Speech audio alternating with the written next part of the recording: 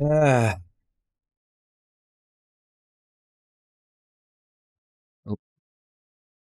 just realized I'm in the wrong chair.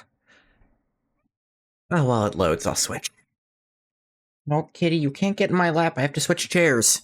I'm just trying to imagine you hiding inside the body of a mammoth. Bloody brilliant idea.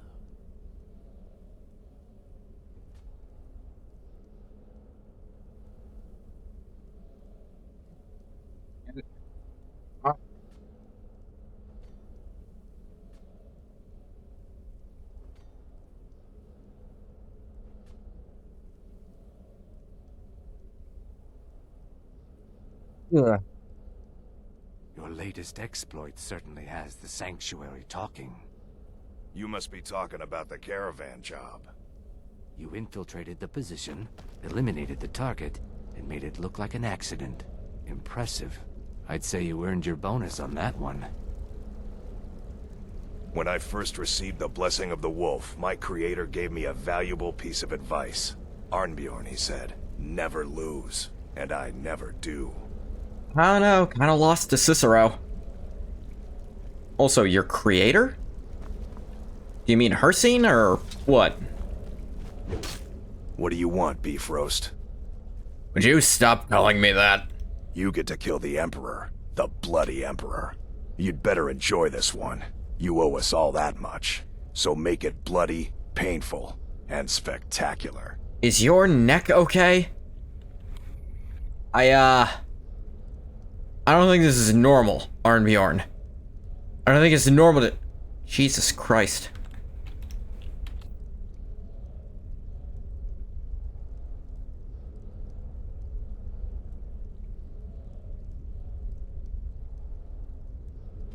Later, Hamhock. What? That's fucking every kind of meat but what I am.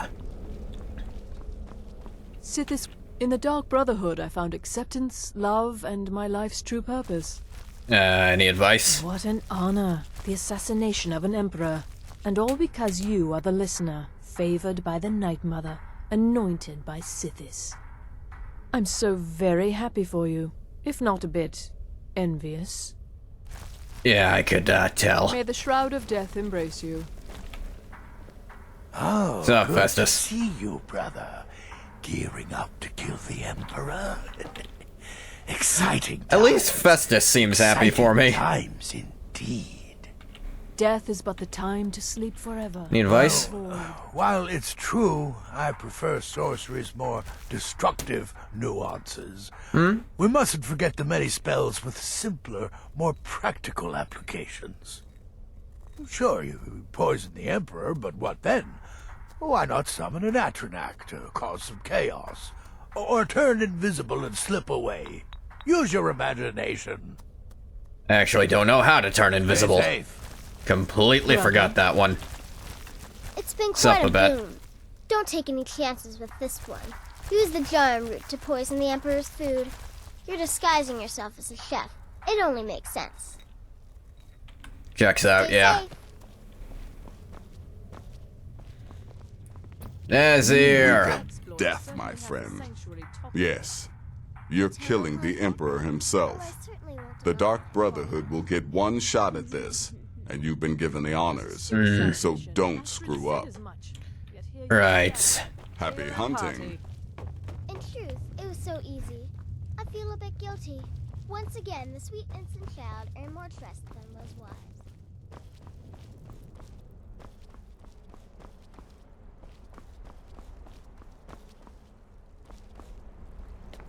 Yeah, no one else here, actually. Well, Brother? yeah, sure. Something ain't right. She's been really against this whole listener thing, then suddenly sends me on this because I am the listener. Hey, Warren. Thank you for not standing in front of the door this time.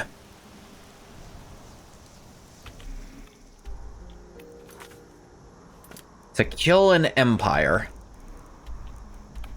don't love the way they're saying that. Oh god, I'm back in solitude. Vorin, if you see Elisif anywhere, just don't make eye contact, don't look, but, like, let me know when you don't see her. Not while she's looking. Just let me know when. A coin or two for a veteran? It's not much to ask. Fletching suits me. It's difficult and sometimes tedious, but a well-made errand. So how does Ngath justify murdering an innocent woman on her wedding day purely to draw out the Emperor? Like the fury of a god. So, Keep the cold at bay with our spiced wine. like you said, he is trying to draw out the Emperor, but he's not fully doing this for the Brotherhood at the moment. He's gonna be... Even he's aware of this. He's actually trying to just meet the Emperor. By any means he can. How does he justify having murdered Vittoria Vici? He kinda can't.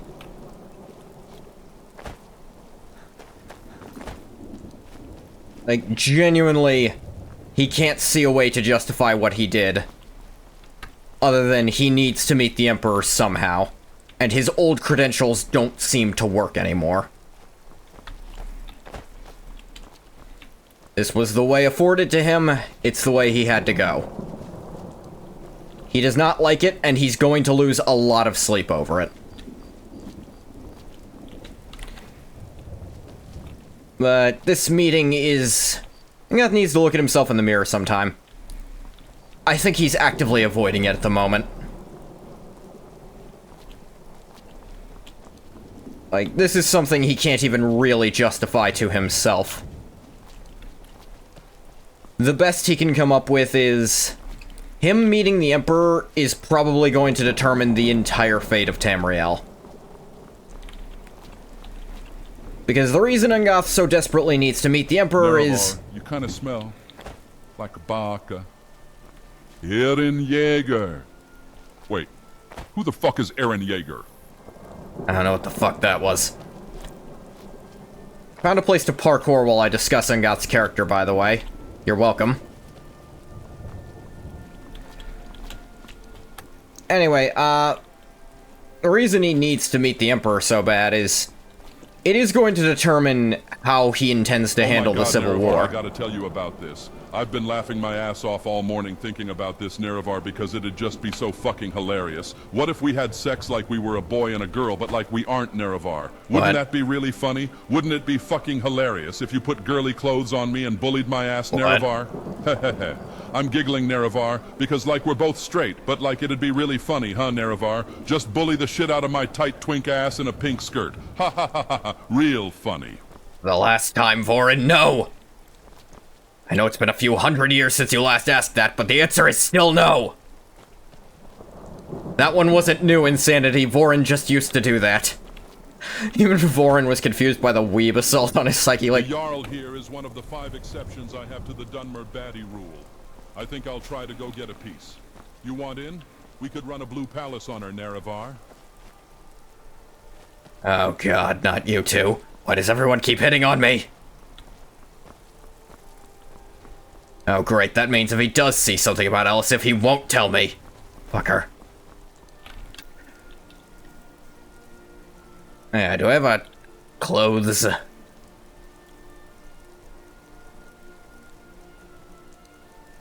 I mean, I do have one option.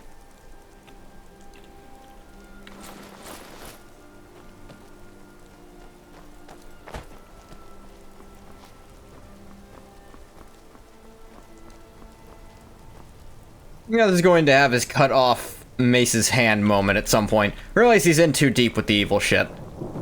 This city is crawling with Imperial. He might well. Here's the thing, I envision Ngath pulling out before it gets that far. The Stormcloaks in line. No way I trust. Hey, I'm some guy. Stop right there. Tower is off limits until further notice. There we go. What's this now? Order of His Eminence, possessor of these papers. A gourmet. By Azra. The gourmet. I'm the sorry. fuck did he say it like that for? We had no idea Azra. what to expect. And I think we need to talk about your hours in Skyrim. They're not dressed as I would They are have far suspected. too few. Have you But considered please, quitting don't your let me job? keep you. breaking Proceed up to the with your kitchen straight girlfriends, away. and killing Gianna, his the parents to castle live chef, off of the has life been insurance eagerly awaiting policy. your arrival. Wait like that. It's got to take... Hang on, did they give me the... No, I don't have the chef's hat with me. So, that happened to me. It'd be a wreck. Evil Dead style cut-off hand? No, like Mace Windu style, Anakin stopping him from killing the Emperor cut-off hand from episode 3.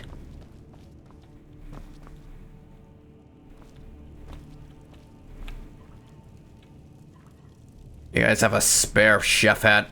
Here's one. And I will also note, in putting on this chef's hat, Ngoth is taking off the sign of the shadow. Which kind of, the idea of linking his fate to the Dark Brotherhood as a Shadow-born Argonian with that ethereal crown, he's kind of taking that off at the moment. He thinks something is going to go wrong here, and he's not sure what just yet. Not another delivery. I told you people, our stocks are fine. I feel like Now killing put Vici whatever is you just have pretty over there bad, get out. and Ngoth does not disagree with you on that, is the problem. It's something he genuinely isn't going to be able to justify to himself, other than he didn't see another way. Misunderstand, for I am the gourmet. The gourmet? Oh, finally. When I heard the gourmet was being brought in to cook for the Emperor, I could hardly believe it. It's just... Yeah. You're an Argonian? Sex Where did you heal, learn but to cook like that? don't worry about it. Surely not in Black Marsh. Why, even the... Enough. The gourmet is here to cook, not talk. Let us begin. Oh, yes, but of course. The Emperor I has don't know requested shit your about- signature dish, Oh. the potage le magnifique. Fuck. I've taken the liberty of getting it started. But the cookbook only says so much, and everyone makes the potage differently. I would be honored if we could make it the gourmet special way. Okay, The okay, base thank. broth is already boiled. We can get started right now. So, which ingredient should I add next? Okay, just think. Add some carrots. Carrots? Really? Okay. Not What everything's next? gonna be fancy.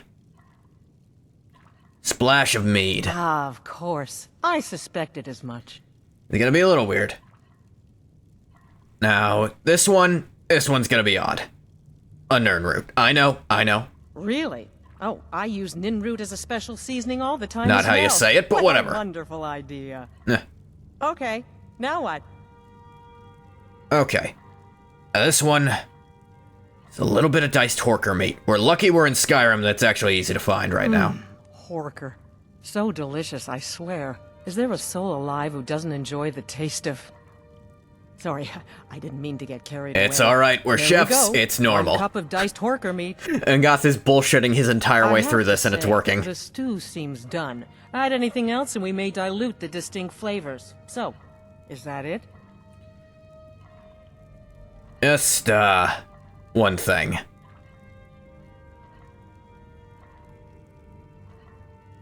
Oh? What is this? Some kind of herb? Are you sure?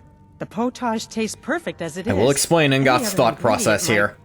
He knows something smells rotten. So this is a bit of insurance. Now, Gianna, who's the gourmet here? I'm sorry. Of course, it's your most famous recipe after all. All right then, your secret ingredient's been added. And if I may say so, it has been an honor getting a chance to prepare a meal with, well, the best chef in the entire Empire. I'll carry the stew pot and lead the way up to the dining room. I'm sure the Emperor and his guests are dying to meet you. Yeah.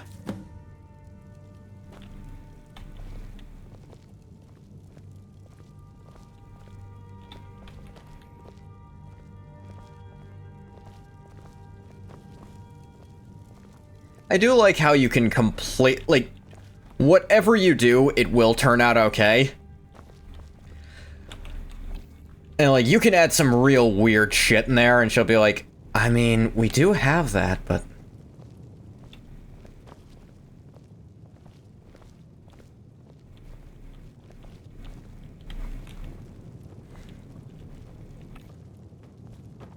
But aren't you even the least bit nervous after everything that's happened? You mean the wedding? My cousin's apparent murder? An unfortunate misunderstanding. No more.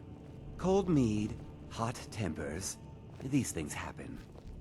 Quite. Yet that recent business with the young officer, Nara, was it? How Here we dreadful. are. Gods, The I'm son of nervous. your commander. We'll go in just a moment. Please, I'll serve. You just stand there and An be unfortunate amazing. turn of events, that. That's what I usually An do, yeah. isolated incident, and I have been assured that the fault was with the man's son alone. Truth is, we are in no danger whatsoever. Killing Fucking an called emperor it. can be useful, but befriending one, now that's beneficial, as I'm sure you'd all agree. Aha! Here we are. Okay. We'll take a brief moment to think through Angath's thought process. Two possibilities right here. Either this is the most annoying emperor to have ever been elected, or not elected, but to have ever taken the throne, in which case fucking kill him right now. Hell, and just move on. Or this ain't him. Either way, this guy's eating the pottage. I present to you the gourmet. Ah. Yeah, how's it going? Potage le magnifique. So delicious.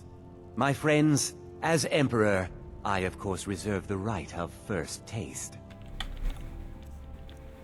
You don't mind if I take this off, do ya?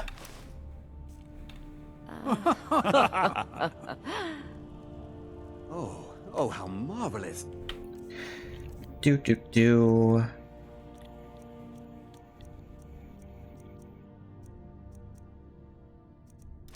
We have Sunder and Keening on, but... Oh wait, that's right.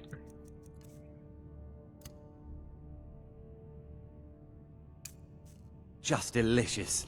It is everything I had hoped it would be. I think something's wrong. Yeah. Sorry about this, big guy. The gourmet and the chef have poisoned the Emperor. Get them! Do. Yeah. What? No, you don't understand. There's been some kind of mistake.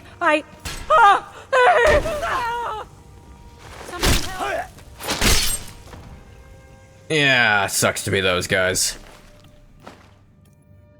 Oh, an amulet of Arche. Well, at least you're doing exactly what Arche expects you to do. Dying. Out of the way. Hell, I'm taking this thing off.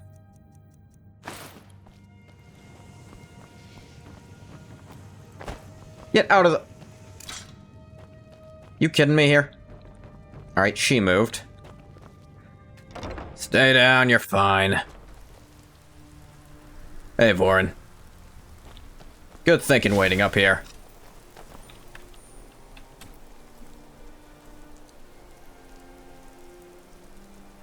Do. The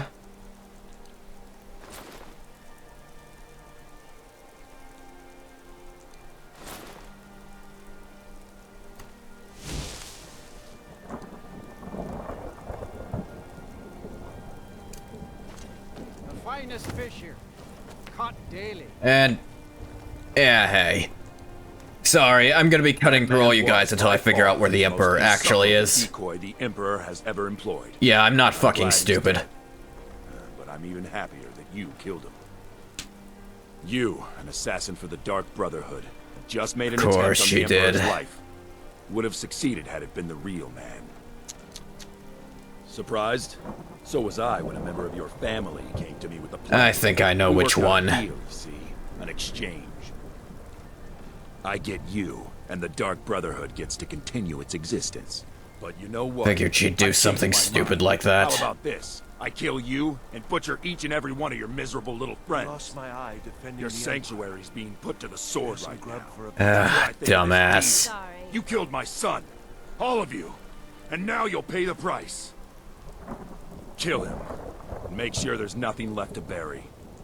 Pick a god and pray they take you before.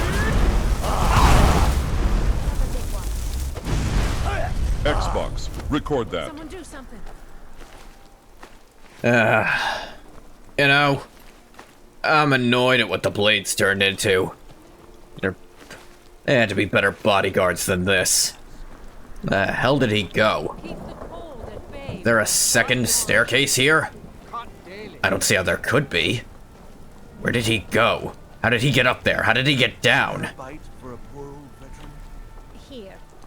It's all I can spare. Xbox off. I think it needed to avoid that much, because that could actually, like... that would cause genuine problems.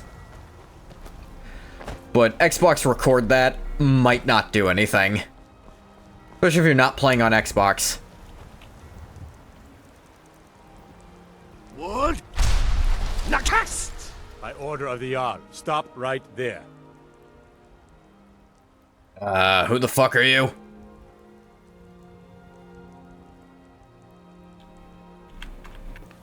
Hang on. What does Engoth have a bounty here? It's a fight time!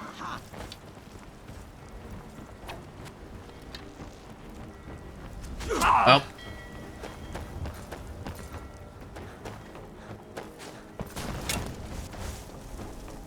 Warren, how the fuck did you get over there so fast? Well, let's get out of here.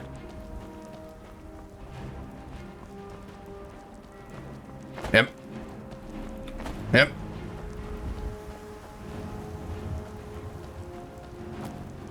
Hey, how's it going?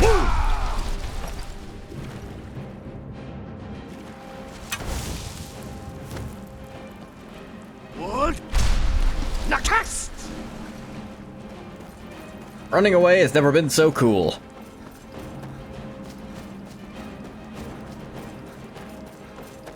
Okay. Think here, think. They're at the sanctuary, which I need to go to anyway. Not only to rip Astrid's head from her shoulders for betraying everyone, but also to figure out where the Emperor actually is.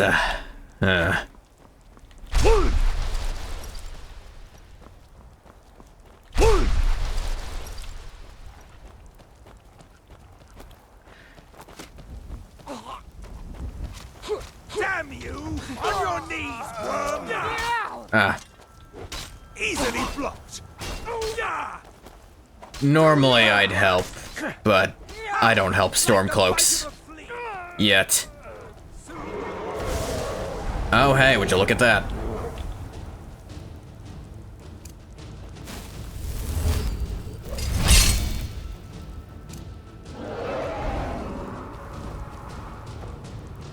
Actually, did I? No, I didn't.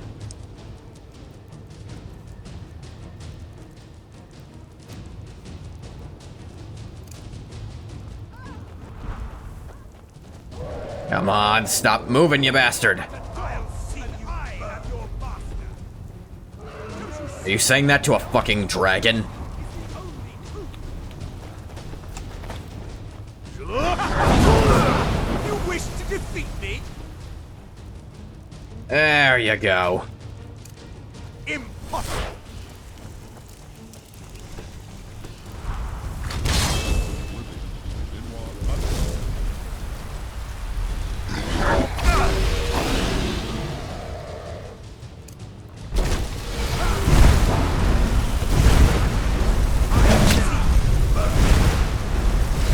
Not if I see him electrocuted first.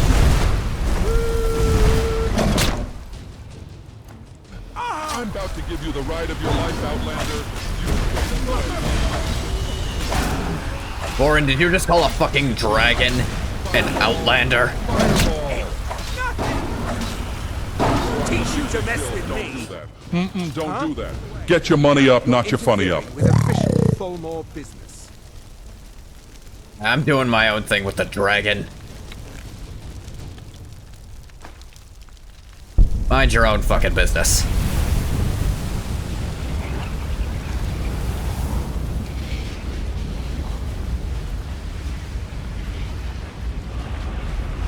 Dargan Soul. Yeah. Okay. Where in the fuck am I? Morthal's over there. Should be able to hitch a ride to Falkreath. It's time for our daily boy-hole inspections, Nerevar. I'll go first this time. No, Vorin. I'm not looking in your anus.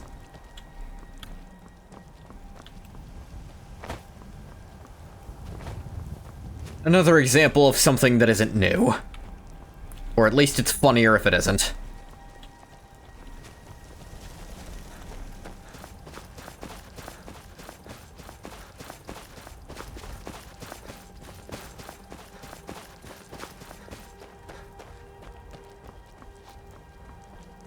I'm sorry, Nerevar, but you need to visit the face reconstructor in Riften. Your mug's got some zits the size of Red Mountain.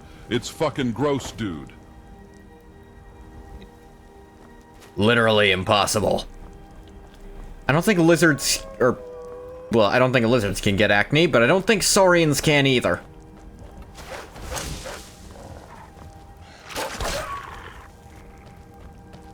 Yeah, I fuck it up sometimes too. Get off my back. I've dominated hairier pussies than you. Just gonna pretend I didn't hear that part.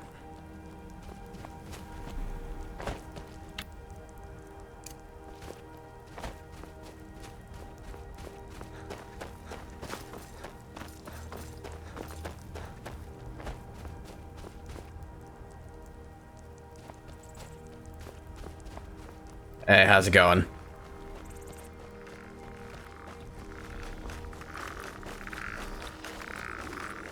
Yes, I haven't got all day. I don't know, what was that? They were just having a lovely walk, and it's just like, hey. Suddenly it's a fight.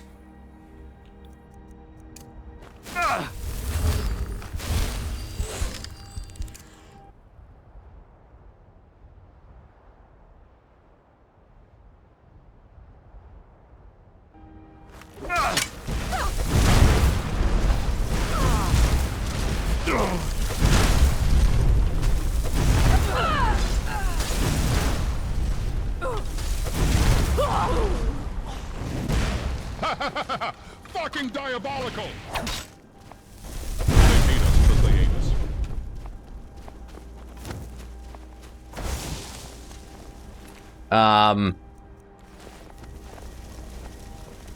Alright. Okay.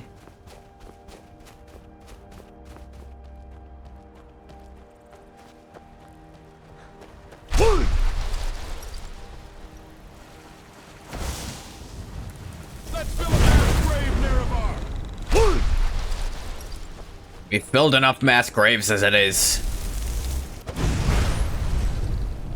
Ah, who am I kidding? We should fill a few more. And we're going to.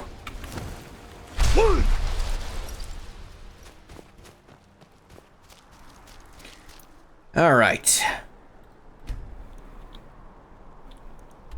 Yeah, you can't actually fast travel to the sanctuary during this. I think maybe you can't fast travel to it at all anymore. Two horses.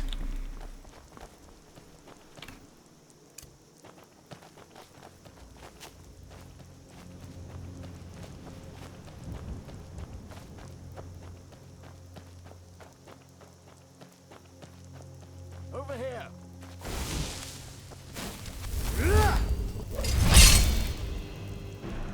All right. This is the part where all of you die.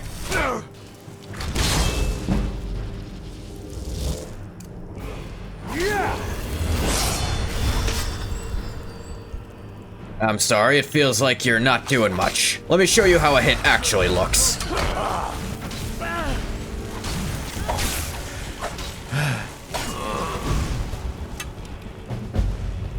Completed to kill an empire. Started death incarnate.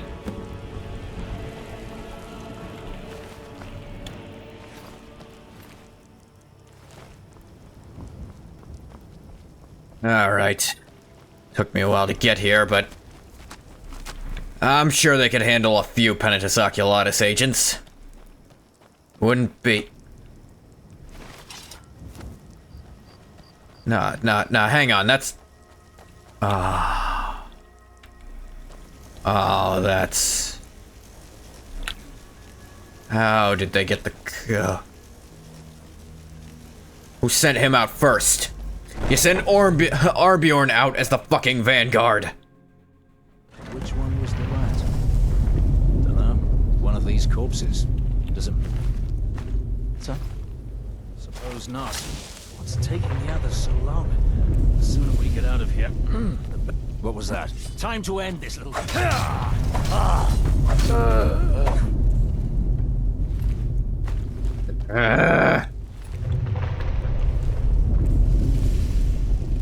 I better be wrong about who did this. Oh, Vizara.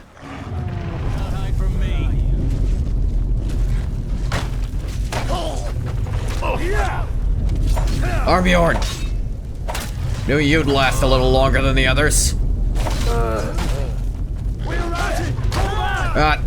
Not long enough. Interesting you can get his shrouded armor off. Nothing, hear me? Of course. Of course. One moron who relies on being a werewolf to get anything done. Oh, Gabriella too. I don't see Babette, but with all this fire... If I am to Nazir! die today, so be it. You'll not soon forget the Dark Brotherhood. I've been wounded worse by friends. Nazir! At least someone's fucking alive. So you are alive. I was starting to wonder. Right back at you, buddy. By the way, it was all a trap. I, didn't know the rat had set us this far. Considering most of us are now dead, I assumed as much. Yeah. And before you ask, no, I don't think it was you. Well, maybe I did. Deltarune tomorrow. Aren't you excited for Deltarune tomorrow, Inga? The voice they're asking you. Any doubts? What the fuck is a Deltarune? Thanks. Where are these voices coming from? Vorin, is that you? We need to get out of here, Nazir. The voices are overwhelming. Only a matter of time before we're roasted alive. I've decided anything Ingoth responds to was Vorin yelling it out. Because he's slowly gaining medium awareness. Listener, I am your only salvation. The horses? Come, embrace me. I said the voices. Now. The horses are after you. Shut up. No, they're not. Damn it. There's got to be a way out of here. This is gonna look weird. But, I'm getting some advice. Yeah. Oh, shit. Jesus. Sleep. I hope that was water that fell out. Why am I so sleepy?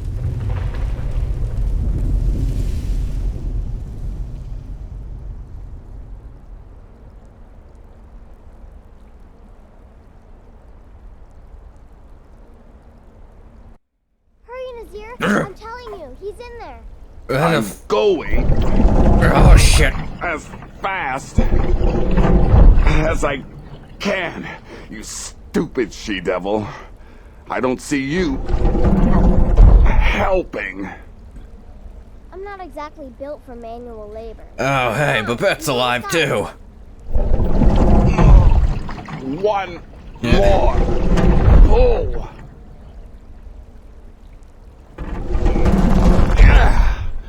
There. Can you get it open? I think so. Just hold on a moment. You must speak with Astrid. Here in the Dark Brotherhood Sanctuary. Oh, she survived. That doesn't tell me what I wanted to hear. Whoa, whoa, whoa. Slow down. It's all right. You've been through a lot. Maybe you should just sit down for a bit. Astrid's still in the sanctuary. Follow me. She's here? By Sithis, I thought. Hey, Babette, good to know you lived. Go. And you're funny, too. Real torn up about Festus and Vizara, though. Armbjorn can go to fucking hell. Or whatever equivalent. Guess he went to the void.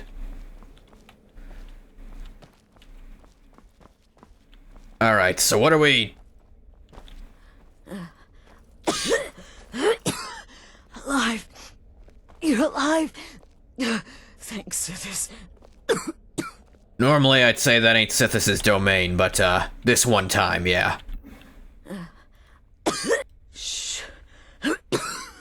Please. There is much I have to say. And not much time. Really lucky your underwear didn't burn. So very sorry. The penitence. You got fire-resistant enchantment on that? Marrow. He said that by giving you to them, he would leave the Dark Brotherhood alone. Forever. And your dumbass believed him? Such a fool. Alright, at least you know it. It's all my fault. Little bit, yeah. You are the best of us. And I nearly killed you. As I've killed everyone else.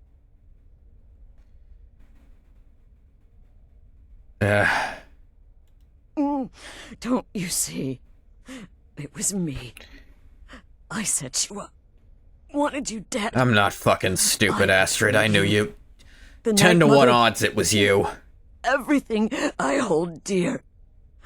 And now Marrow has betrayed me. Tomorrow, but... I just whatever, you're dying. I don't think your eardrums are working at the moment anyway. Before Cicero. Before the Night Mother. Before... you. I thought I could save us. I was wrong. But you're alive. So there's still a chance. A chance to start over. Rebuild. That's why I did this. Don't you see? I prayed to the Night Mother. I am the Black Sacrament. Oh. How the fuck did you set up the candles? I'm saying you were right. Oh, right, that too. The Night Mother was right. The old ways. They guided the Dark Brotherhood for centuries. I was a fool to oppose them. Yeah, sure. And to prove my sincerity, I have prayed for a contract. You lead this family now. I give you the Blade of Woe, so that you can see it through. The Blade of Woe? Kill me.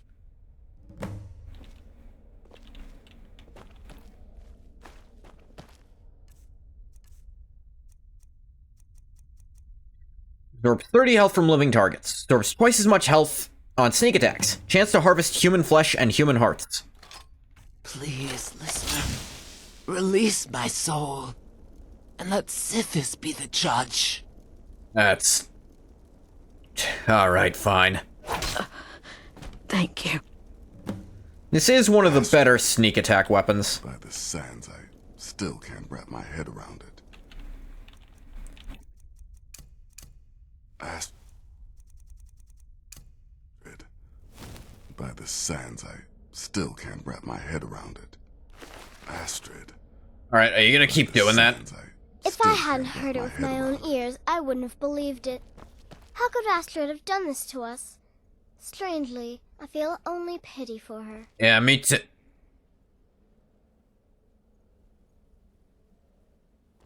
I was in here the whole time? This is mine now. Berries rocks.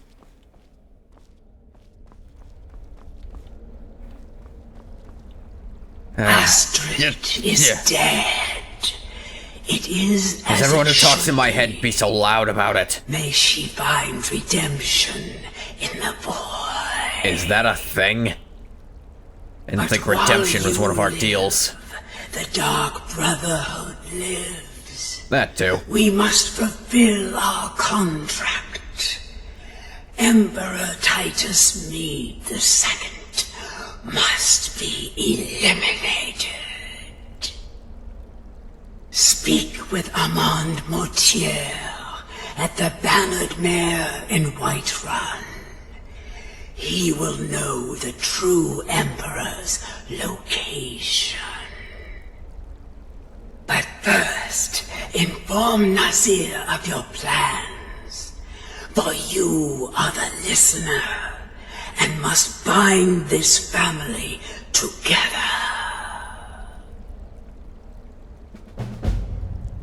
Death incarnate. Started. Hail Sithis. I'll admit, I'm having trouble coming to terms with all of this. It's pretty fucked up, yeah. Lead.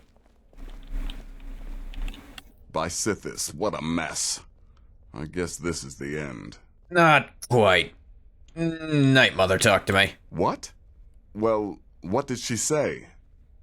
Said, gotta talk to Amand. Again. Armand Mortier? But that would mean... Contract's still on. Don't want me to deal with the Emperor. You mean there's still a chance? But how?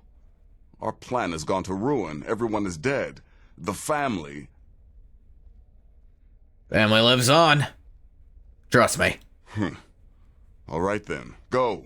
Go, my listener. Find out what that slimy bastard Mortier has to say. Then send the Emperor to Sithis.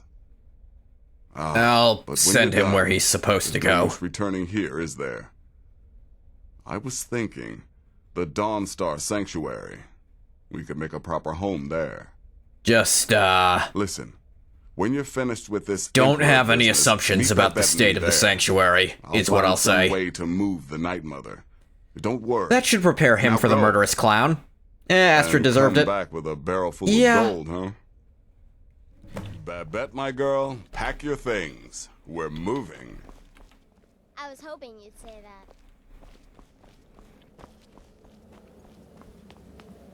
So it's interesting who they picked to survive.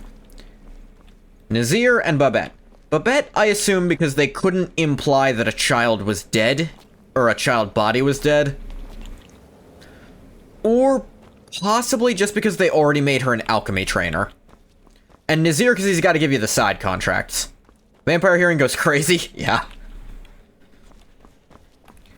I don't think I'm alone in wishing Festus Krex lived. He's probably my favorite of the Dark Brotherhood members. Watch it there. Yeah, Vorin. Yalth.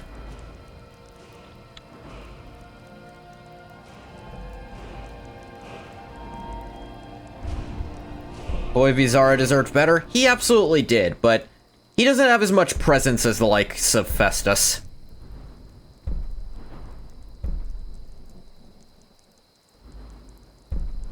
Like, he just doesn't do as much or say as much. He's still cool, and I still like him. But, you know?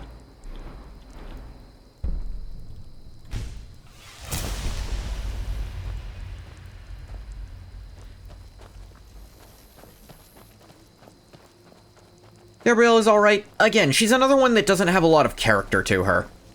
Like, Festus is so out there. They give him fun backstory and all. But Gabrielle, I feel like I don't know much about her, even after hearing her. She has that goth mommy vibe to her. I feel like that's just by nature of being a slightly attractive Dunmer female, you know? I guess being Dark Brotherhood automatically makes you at least a little goth.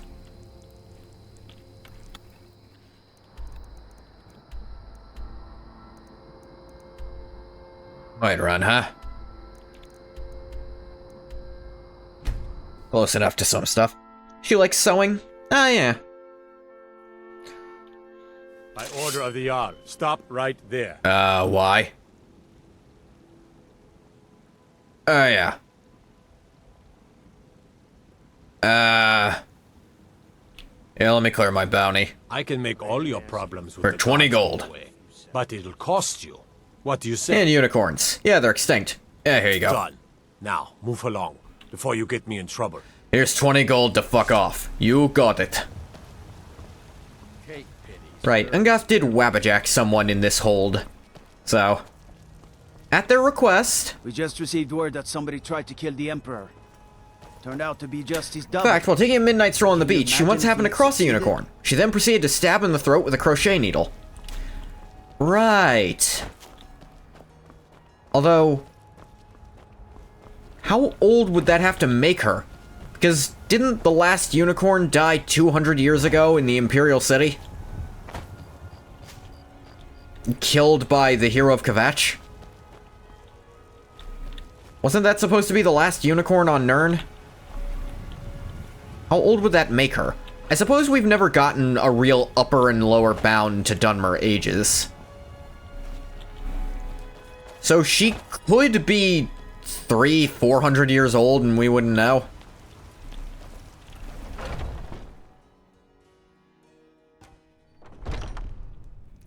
She was probably lying, to be fair. Yeah, it was probably a joke.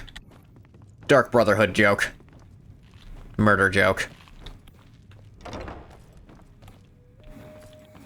What is it? I said I didn't wish to be disturbed. Hey, Amand. Gotta talk to you about something. What is it? I said I didn't wish to be disturbed. You and I aren't done just yet, Motier. By the gods. You're alive! But I Oh, yeah. Typical Dunmer lifespan seems around 200 to 300. You mustn't think I had suppose if anything she to do were with that. very I wanted the Emperor Dunmer dead. young The at true the Emperor. time, she could have done that. I still do. It was Morrow. He... You know, Nerevar, I once had this Argonian slave named Eats Many Toes. She didn't last in the fields for long, mostly because all the other Argonians weren't able to work on their feet after they met her. She ruined many a harvests for our people. Fucking lizard bitch. Orin, I'm going to cut you open. Upper limit of non-mage Dunmer lifespan seems 900 to 1,000. Okay, where's the real Emperor? You mean after all that's transpired, the Dark Brotherhood will still question for you, honor the contract? We'll see. Or Why, this is astounding news! Wait, Wonderful let me news! guess. You're an The SOS Emperor kind of is guy, still in aren't Skyrim, you? but not for long. He's on board his ship, the I don't know what the Cataract, fuck he was moored talking offshore about. in the Solitude Inlet. But you must hurry. If you can get on board that ship... By the way, kill some of Titus you... Meade II, as contracted. to the Oblivion fans out there, because I know... Actually, they're probably the only people wait, who've noticed. Nerevar, I think I got a coupon for this place. 25% off a room and meal combo. Let me just check my... Oh, fuck. Nerevar, we gotta reload a save from like 3 hours ago. I seem to have misplaced my purse. That's good. Where's Commander Morrow? Ah, yes. I can imagine you'd want to settle that score. Last I heard, he was at the Solitude docks conducting the Emperor's departure. Thank you. I'll figure out the rest Please, make myself. haste. The Emperor's ship won't stay moored forever. We won't get a chance like this again. I have something to handle first. Harsh setting, where not many elves really can reach the top of their natural lifespan. Motier again, it's like poetry, it rhymes. Yeah, the previous Motier you'd have met in Oblivion, and he's the guy who you with the Dark Brotherhood actually help him fake his death before a different, like, unaffiliated assassin can kill him. Do I have any smelting stuff? Didn't think so.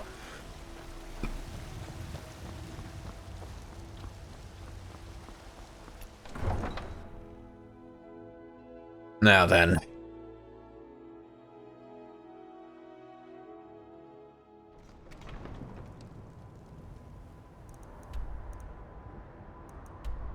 Hey, bathwater.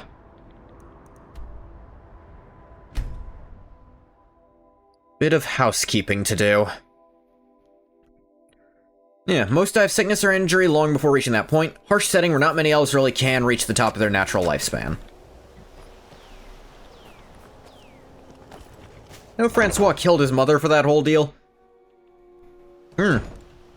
What a dick.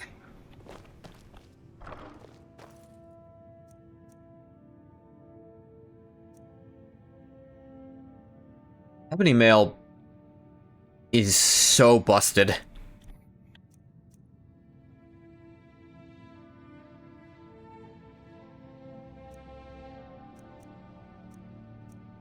Dwarven plate armor looks cool.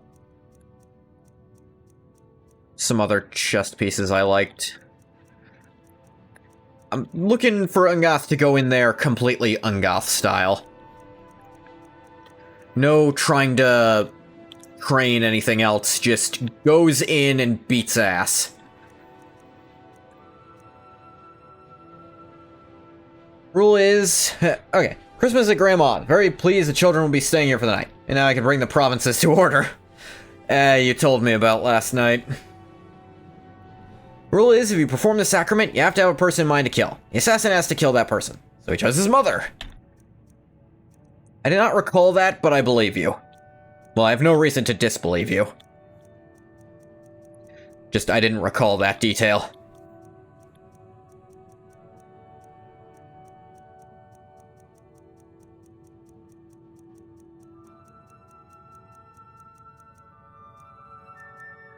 Oh yeah, this weird bow.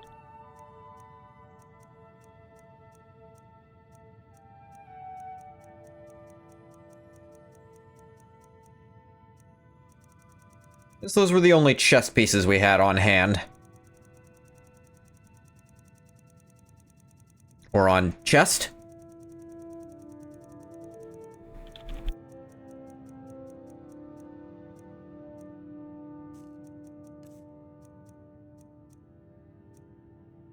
That's never really wore blade stuff. But... dang it. Store that. Vicenti mentions it? Figured it was something along those lines. Blade's armor... it actually is pretty, like, strong armor, but...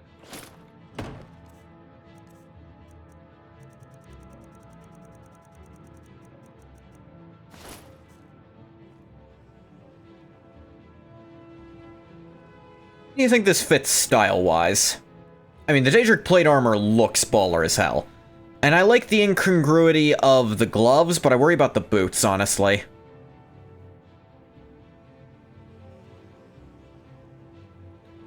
Honestly, this is a very Morrowind look. Not including Lucian, of course, because he's not really part of the questline much.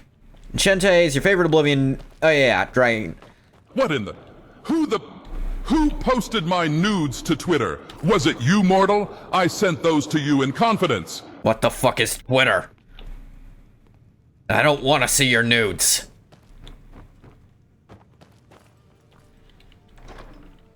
As for weaponry... does have a few options stored away in here. There's Nerve Shatter, but... hammers aren't really his shtick. Skull Crusher, same deal. Stamina damage is pretty meh anyway. Well, this is Memento from Morrowind anyway. This is Umbra, which is busted as shit. Champion's Cudgel. Actually, Warhammers were his thing back in Daggerfall.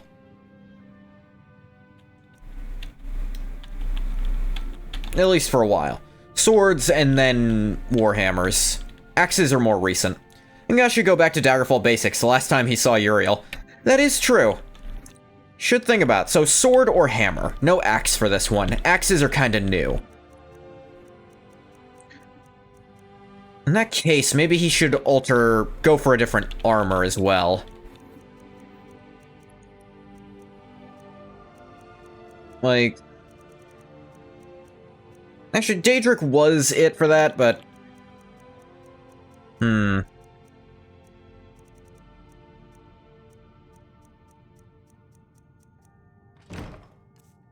actually...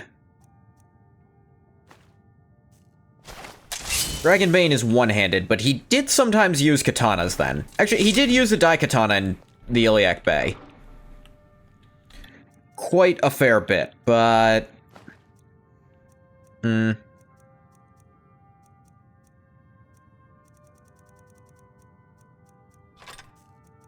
Did not use daggers at all. Blades and hammers were his shtick there.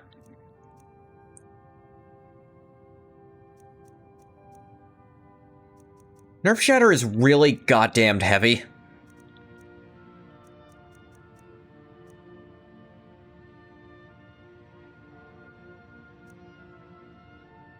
Champion's Cudgel is too.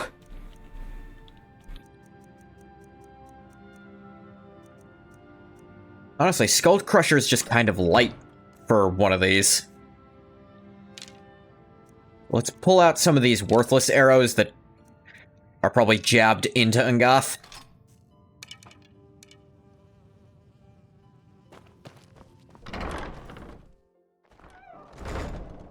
Did you hear something? Class warfare! Class warfare! Class warfare!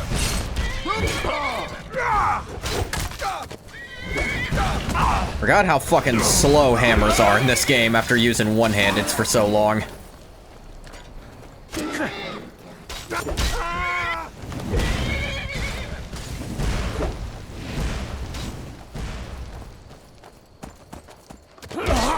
There we go. I'm about to bust it down sexual style. Please stop saying that. Need something? Wonder if Ungoth has noticed containers became infinite pockets in space in the 200 years he's been gone. You know, he hadn't paid much attention to it yet, but now one of the voices coming from Dagoth, Vorin, whatever he calls himself on a given day, whispered something about that, and he's starting to notice it. It was right this second, actually, that it happened. Wonder why.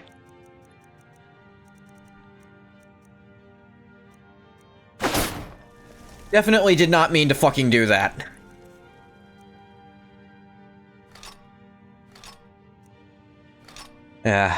This is gonna be a pain. Actually, did it autosave when I came in? Yes, it did.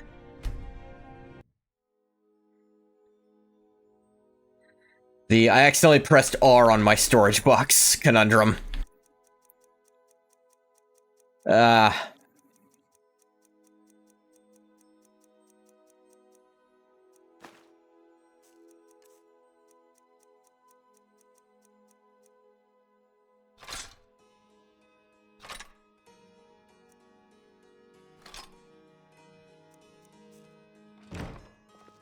Yeah, reload the save. I did. It was like seconds ago. The boots are the only thing I'm not fully sure of with this setup, but... Well, I'm also not getting the enchantment on them if I'm going two-handed, so... In the old days, Caius's horse was full of all the stuff... House was full of all the stuff, which now nicely fits into this box. Yeah, that was weird. I had to stack it on top of it. I tried to shove stuff in containers, but a lot of it just didn't fit. Do I have any other boots in here? I don't think I think I tossed my old Daedric boots.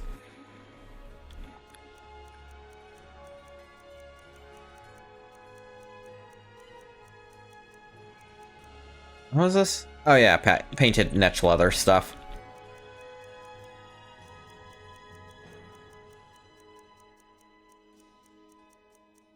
Cool, the whole thing reorganized itself.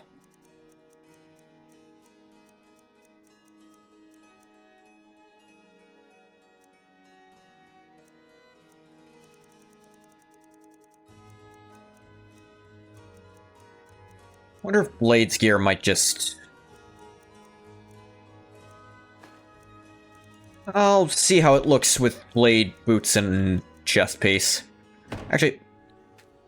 Well, I meant to just pull out the Blade boots. Helmet, shield... Welcome to Inventory Management Simulator.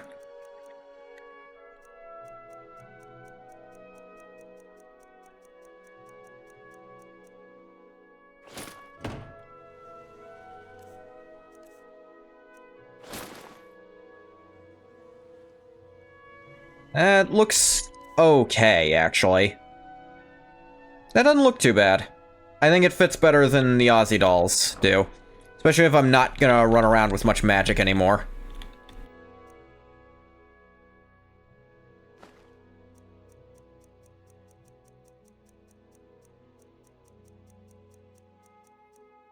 You know, another thought occurs.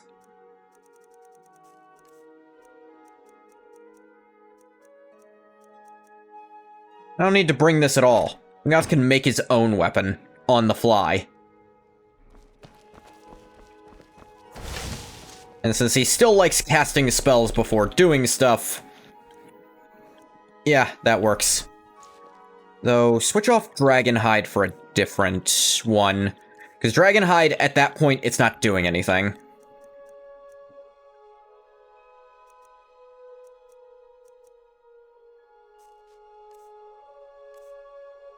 I think tonight you'll queue up JoJo's Bizarre Adventure, Time is Unbreakable, episode 29, exactly 11:39:03 p.m. And what will that cause to happen on exact New Year's Day? I'm curious. What precise scene will that bring you? It wouldn't happen to be someone's head twisting. I genuinely don't remember which episode that is.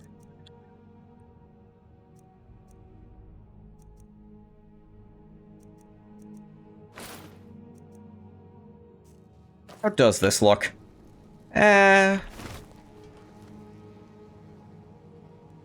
More regal, but less of that adventurous nonsense going on.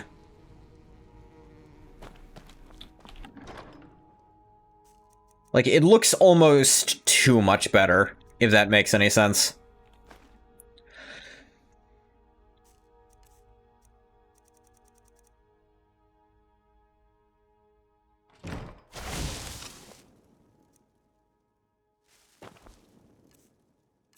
Ah, yes, at that armor rating, Iron Flesh should cap me out here.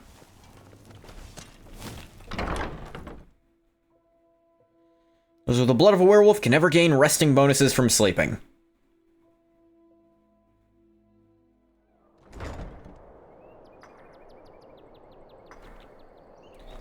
Okay, Vorin,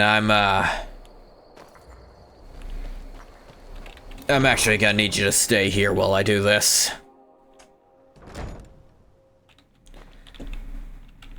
Yes, Nerevar? You better come back with some Dunmer baddies. I'm not going to do that. Josuke will say he feels as if he had put on a fresh pair of underwear on New Year's Day. Ah. Highway Star, that's that episode. That's like the last scene of it, too.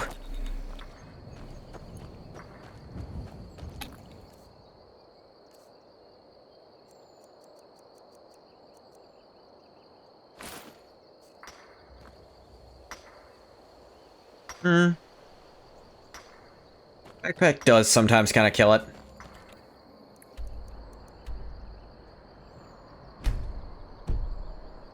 One more thing.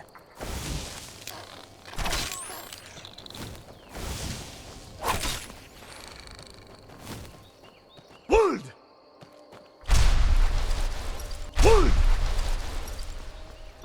Going to, switch up this stone, because Ngath very, very much isn't doing anything left for the Dark Brotherhood. This is for Ngath. It will decide the fate of Tamriel, but it's not for the fate of Tamriel. Oh, before we forget, one more thing. Am I going the right way? Not really. Let's head back to Helgen. Which actually is the way I need to go. Huh? Is someone there? Where are you? Can't hide. Where are you? Gonna split your belly like an old woman's fur.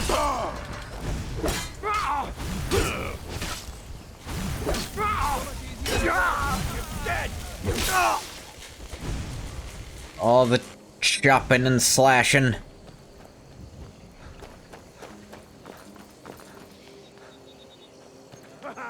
I love a challenge.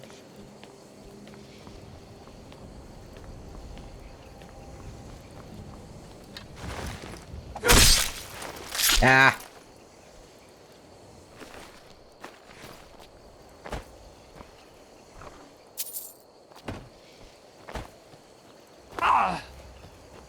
Badoo. Do not look straight down with battle axe in this game. You start seeing your hand and it fucks up your FOV. I mean, not literally, but it's not actually changing your FOV value, but it fucks up your ability to see.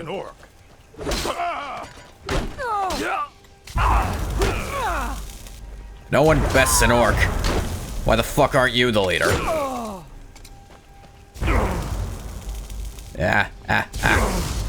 You prepared to die.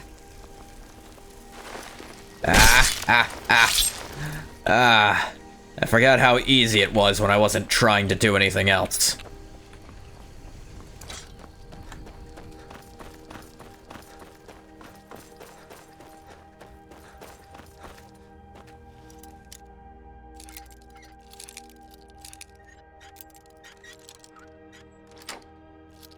Unlock.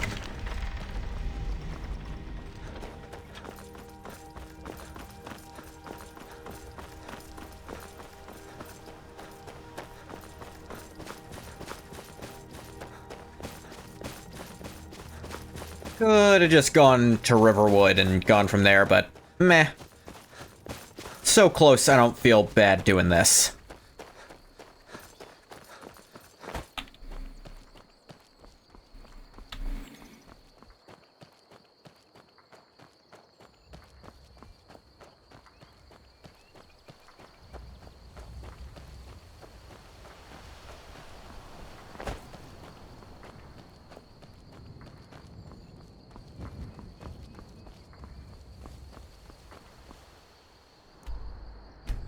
Take that off.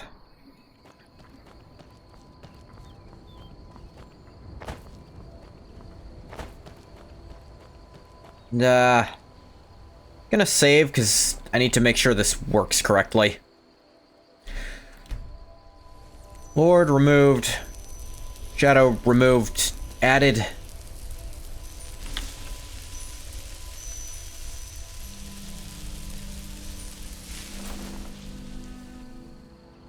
Shadow removed. Was the Lord added?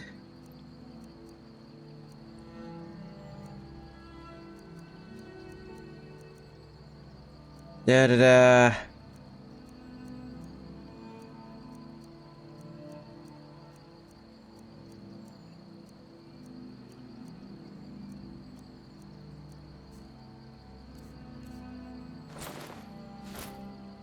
Shadow removed. It's still got the shadow in it. Ugh. I think I have to have it off when I do that. It's very glitchy. Because what I'm trying to replace is the friggin' Shadow Stone.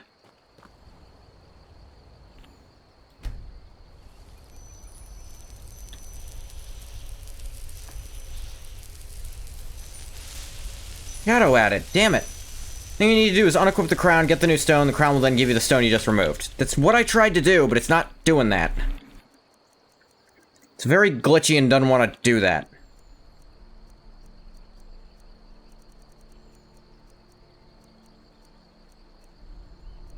Yeah, still have Moon Shadow. Why, Todd? I don't know that this is fully Todd's fault this time.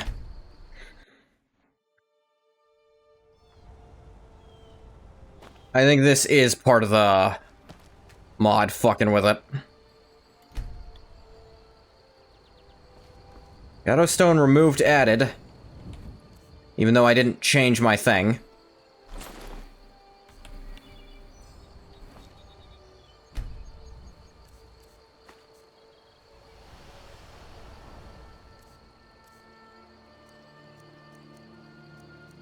Okay, I don't currently have Moon Shadow.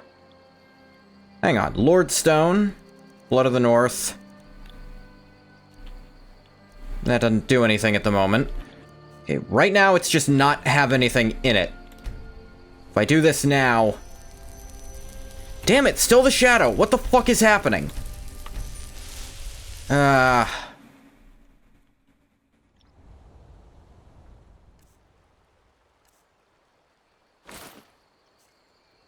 Stone removed. hit the warrior and then go and hit the lord to fully cycle it? Maybe. I was gonna do that anyway, because I want the lord to be the default one and the warrior to be on the crown.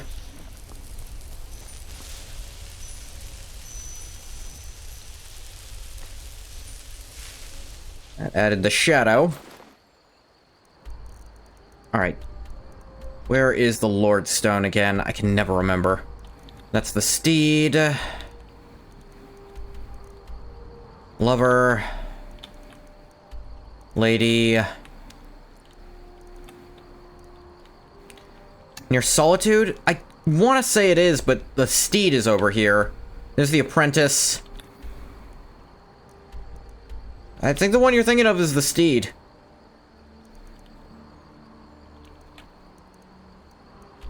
Like... the apprentice... There's the lord. No, it's closer to Morthal. Actually near the Shrine of Maroon's Dagon.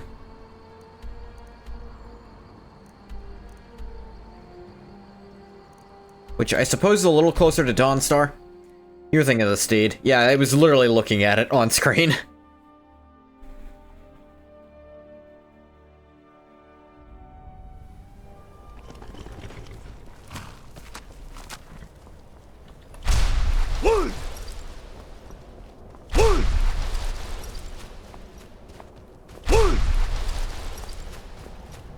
Reason the Lord as the default setting, because the Magicka Resist is a bit more useful for the werewolf setup, and the health regen, actually, than the extra health and melee resist. Though either one is still useful for the werewolf, the other one gets a bit more mileage.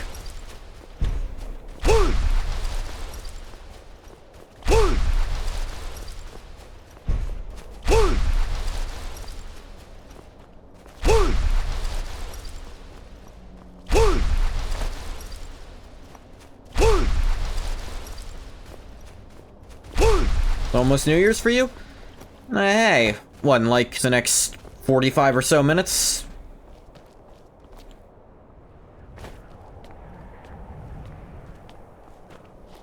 I don't know your exact time, Stone Green Ghost. But, yeah, based on how you're talking, I figured must be 11:16 where you live, probably? Because it's 6:16 where I live. Oh, 616, the actual number of the beast. Actually, it's PM, so I suppose that's 18:16. And now it's 17 anyway, so it doesn't matter.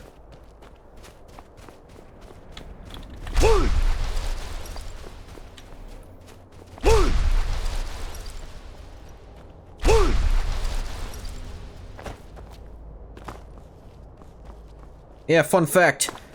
The number of the beast. There's some argument it's not 666, but 616. Because the older text seems to say 616. If you've read Revelations at all, which plenty of people haven't, to be fair.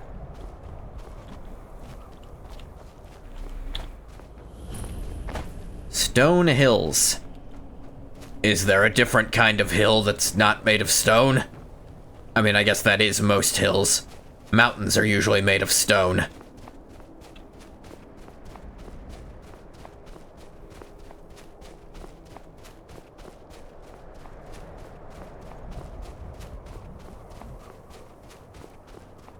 Yeah, we're just gonna Skyrim this instead of looking for the actual way up. That's how you play Skyrim. And Ungot's gotta get in that agility training he got the last game. It's technically last game for me, because I did play Morrowind after I'd finished Oblivion. Because I just went back to it because I wanted to.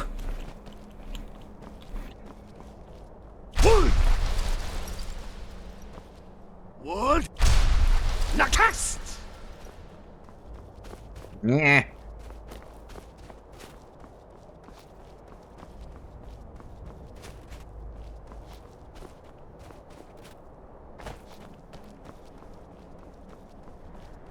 Yeah.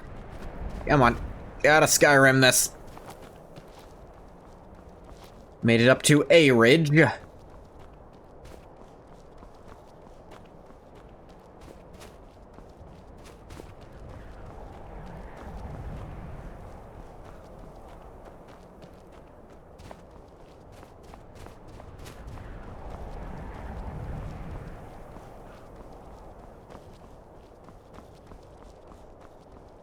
Whoop, whoop. Not supposed to be able to do that. And Got's ascending in ways he doesn't want to.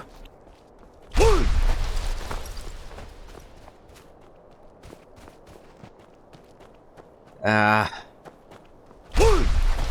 think I'm gonna end up just having to go the normal way up anyway. I can't get up that way at all.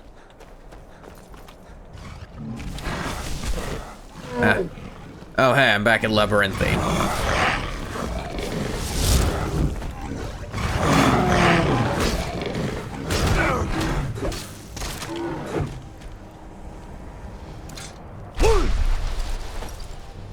They're way up through here, maybe? I don't remember.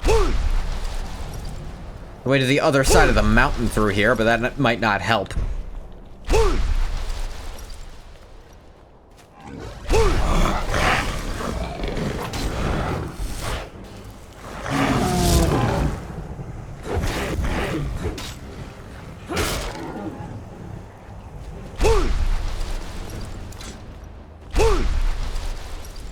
Alright, try again.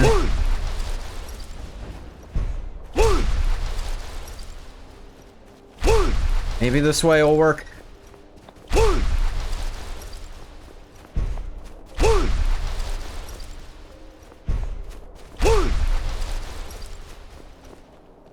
I know. Should've just done this from the beginning, but I'm stubborn. Like all Skyrim players. I wonder if the dragon came back. Yeah, it did.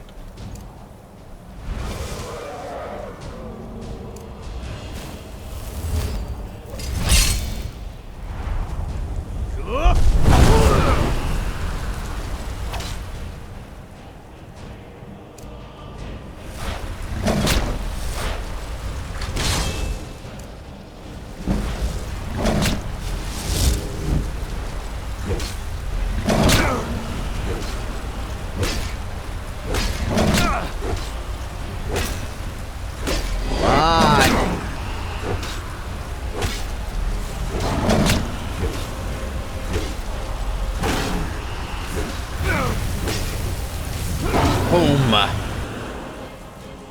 Ah. But we're not really getting the, no soul glitch anymore.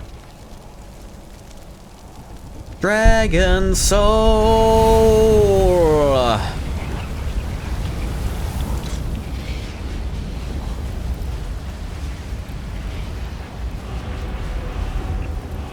Ooh, treasure. Last battle axe. It's cool and all, but not cool enough.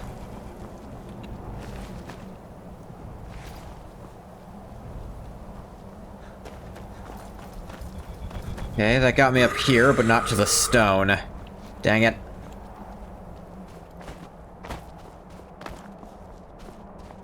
Do a quick save, but then keep going anyway. See if it works.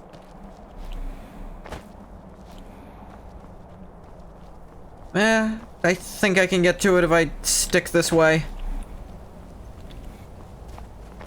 Yeah, there's a staircase here. Not what I thought was equipped.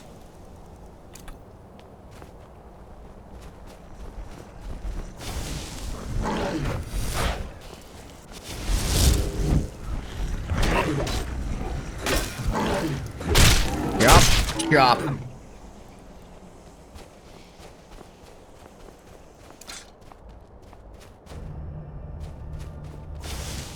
Alright, there's a guy over here.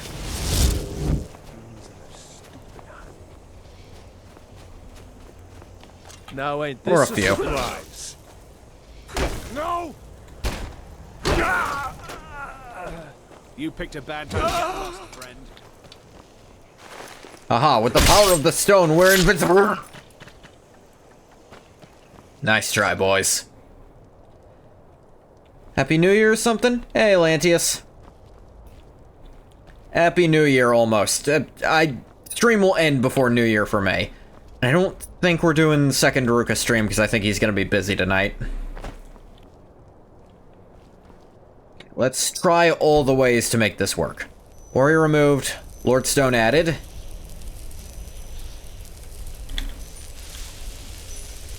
Put on the crown. Shadowstone added. Come the fuck on.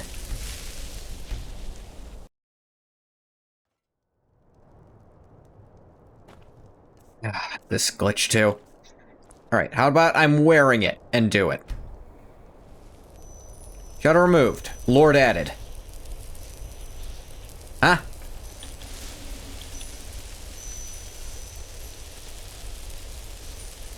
Still have the warrior and the lord, I think. Where... What? What? Go to the north. Warborn. I have all three somehow. God, this is glitchy as shit. Okay, the shadow is still in the crown. Now I just permanently have both of those. I'm not trying to do that. I swear I'm not.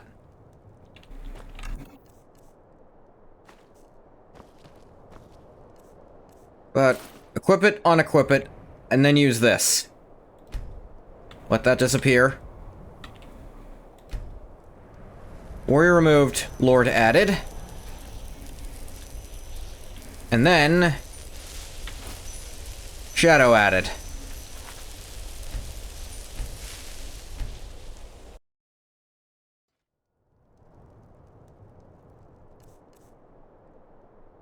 What if I put it on the ground while I do it?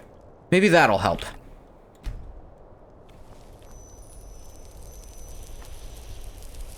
Pick it up, put it on. Nope, that didn't do a damn thing. What if I drop it now? Pick it up, put it on. No.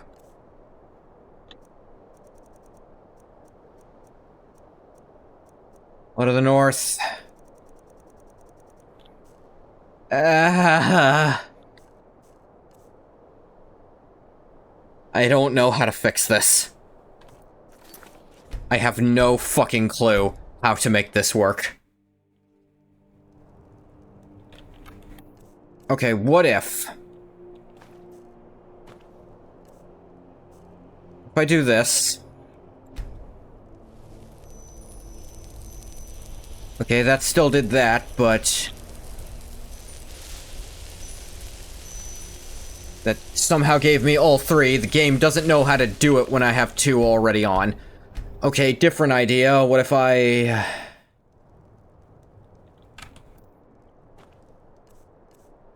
Alright, I don't have it on. Remove the warrior, add the lord. Did not mean to quick save there, but it's fine. Put this on. It adds the shadow stone.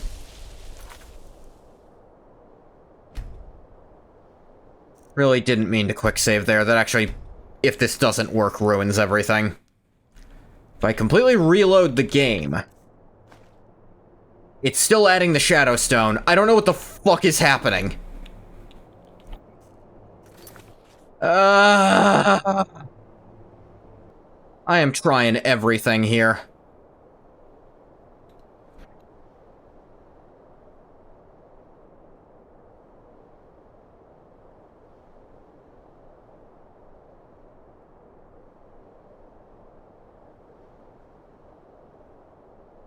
Da-da-da.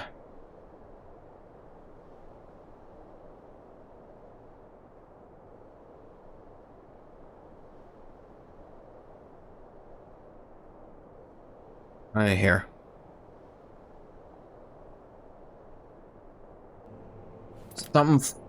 So, apparently, in the base game, there's weird glitches about this, but it's mainly because of the timing of the 3 standing stones that'll let you kind of pick up all 3, so you can have universal experience boost. But I'm not trying to do that. Something with Artificer, or... More likely it has to do with the standing stone one.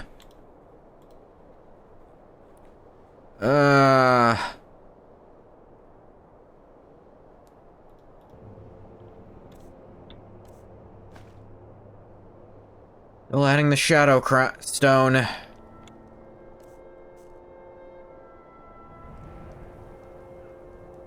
Whip. What?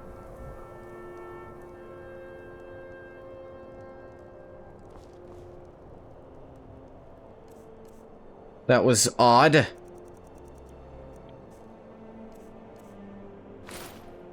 What? Okay, the Lord Stone is now loaded into the crown somehow. If I take it off, take the sign. Now it's added. And you know what? Because this is so glitchy, I'm gonna let myself just teleport back. I don't usually do this. Trying to limit my, like, non-diegetic fast travel. But can you... Okay, is that how you clear the stone?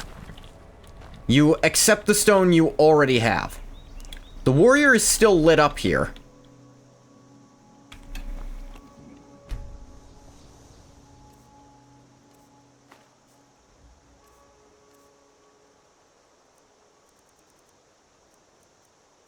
Okay, Blood of the North from the Lord. The Warborn from that, and nothing else. I will accept that something's glitched about it, but I still only have the two, and I'm just gonna leave the crown on anyway, so we'll just let it go. That is a good enough fix. Ugh.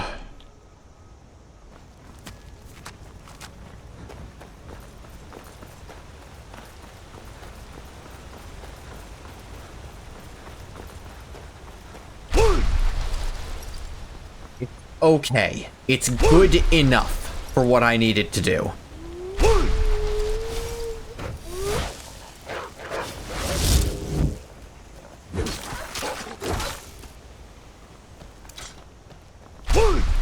It's still just, I'm wearing the crown and I only have 2 stones on. It's fine. Maybe werewolf will be slightly more powerful than it should be, but fucking whatever.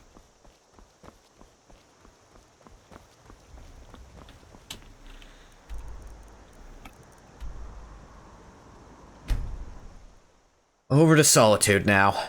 Ugh. I don't know why any of that happened.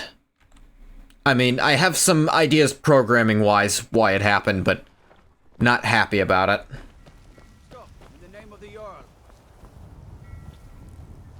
Alright, this. By the order of the Jarl. Stop right there. Here, clear my bounty for this much. You can make all your problems with the guards go away. Yeah. Done. Now move along. Give you half my bounty to tell the guards I'm dead or whatever, I don't care. Actually, don't say I'm dead, I'm Thane.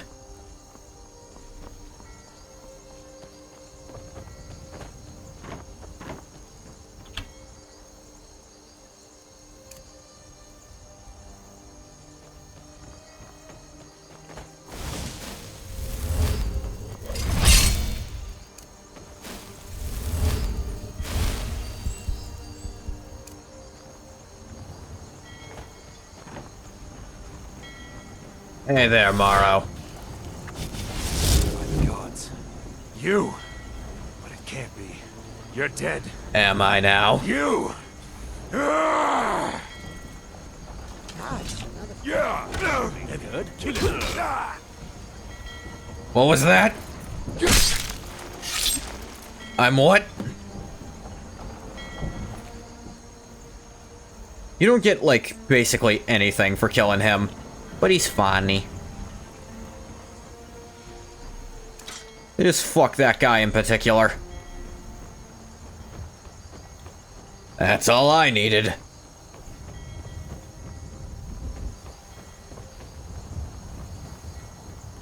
Also killed this dude's son for basically no good reason. That one Ungath has a harder time feeling bad about.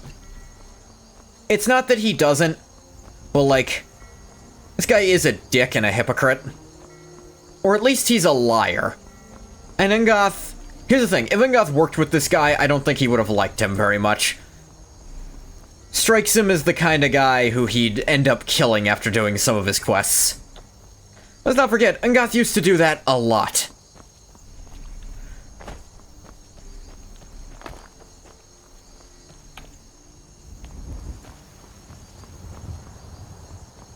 The guy's son was kind of a dick for no good reason, or maybe some good reason.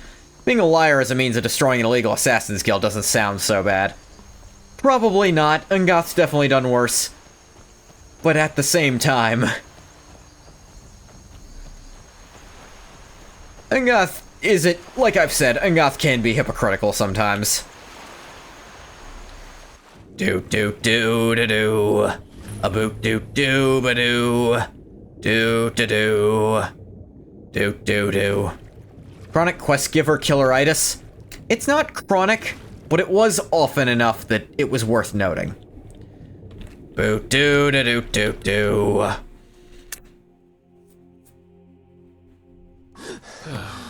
And that's the last one. Alright, enough of this.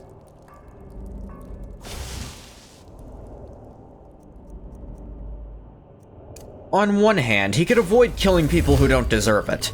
On the other, he's not here as an assassin of the Dark Brotherhood. This is Ungoth V, the Eternal Champion, the Blades Agent, the Nerevarine, here to speak to the Emperor.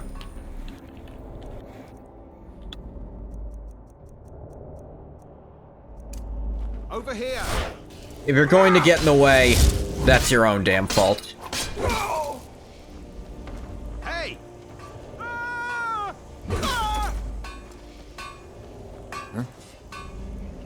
That kind of makes it worse. Never should have come here. Here's the thing, Ungoth ain't actually here to kill the Emperor. Unless he's a dick. But it won't be for the Dark Brotherhood if he does it, I mean. He's here to speak to the Emperor, because he finally knows where the hell the guy actually is. And let's be real, Ungoth has killed people he shouldn't have because they got in his way before. Ungoth's like, no, I'm not here as an assassin. Ungoth actually does just kill people for no real reason. This isn't for no real reason, this is... He is here officially right now, but no one seems to care about that part. And if you're gonna say Ungoth didn't announce himself, there's no way in gameplay to do that, so... We're just going to say no one knows who the hell Ungoth is, or why his credentials matter. He makes up a reason? I don't think this is making up a reason, it's... He came aboard, he said who he is, they tried to kill him, so he killed them back.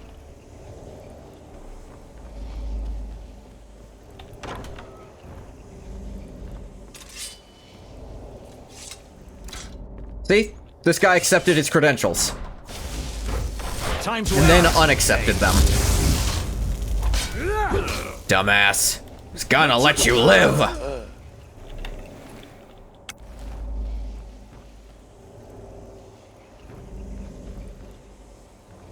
Last greatsword. Cool.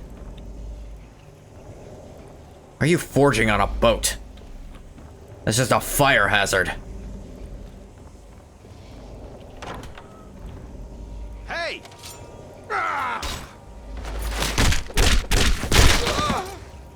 Yeah, that guy died via headbutt. Sounds like his own problem. This guy...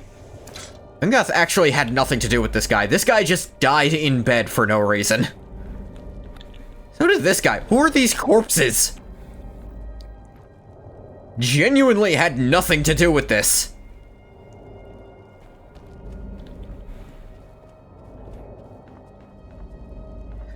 I have never noticed those before if those are in the game.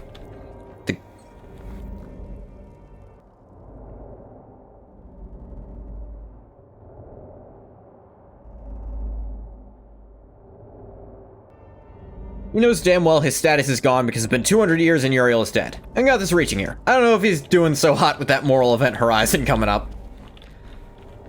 Hypothetically, he might not be. Yep.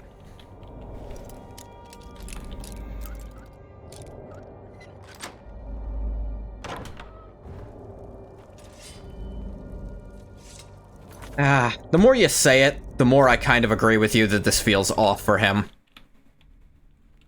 This actually doesn't feel like how he should be right now. He's still going to greet the Emperor in fine regalia. Fine Ngothian regalia, but he's actually going to try to get in there without killing anyone. He's going to think about this a bit. Like, then I'll kill them all and... You know what? No, we're just bringing back something Ungoth used to do a lot on Vardenfell. His elaborate murder everyone in town fantasies. He used to do that very frequently.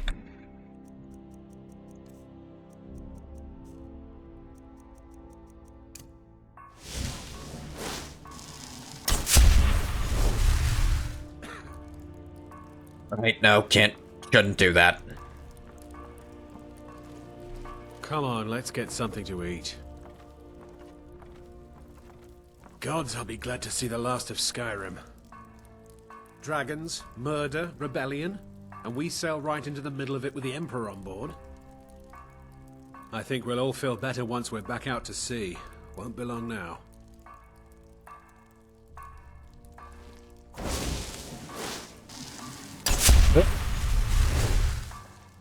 Right, teleporters. Kind of. Alright, there they go.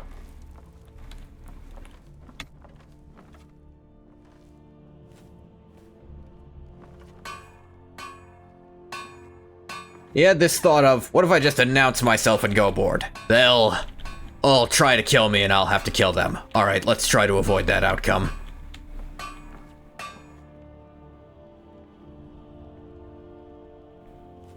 Is someone there?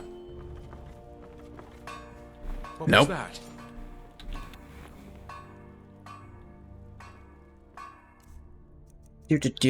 I do know...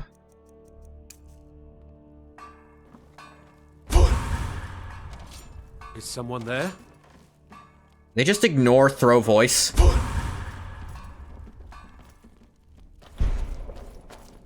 Or... Oh, that makes them go upstairs, actually.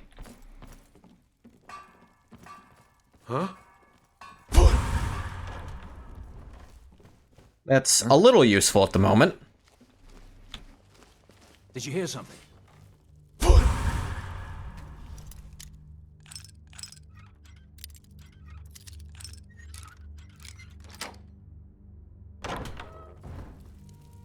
Did you hear something?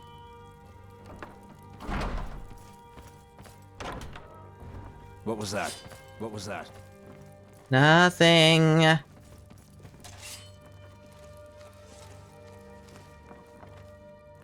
Yeah, they're all following a sound that isn't real. I was sure I heard something. Okay. Master level locked.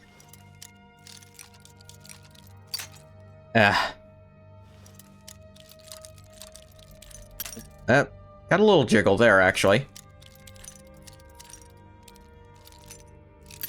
Yeah. Alright, that's the zone to start at.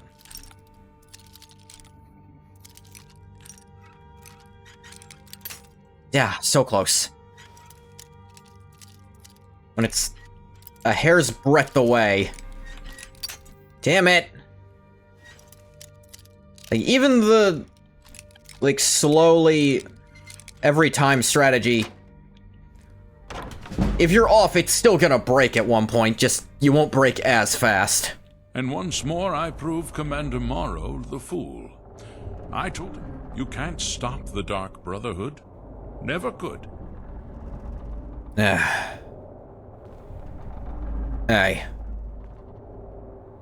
That's not quite why I'm... Don't be shy. You haven't come this far just to stand there gawking. You were, expecting me? But of course. You and I have a date with destiny, but so it is with assassins and emperors, I think you might have... Yes, I must die. And you must deliver the blow. It is simply the way it is. But I wonder, would you suffer an old man a few more words before the deed is done? I mean, there's... No, I came here to talk to you, so... talk. Well, I thank you for your courtesy. You will kill me, and I've accepted that fate, but regardless of your path through life, I sense in you a certain ambition. So, I ask of you a favor. An old man's dying wish. While there are many who would see me dead, there is one who set the machine in motion. This person, whomever he or she may be, must be punished for their treachery. Once you've been rewarded for my assassination, I want you to kill the very person who ordered it. Would you do me this kindness? I'll consider it. Thank you. Now, on to the business at hand, I suppose, hmm?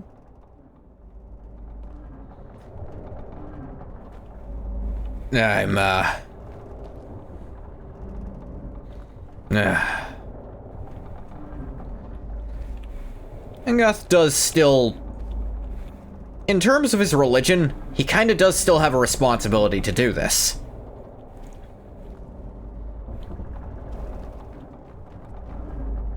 But...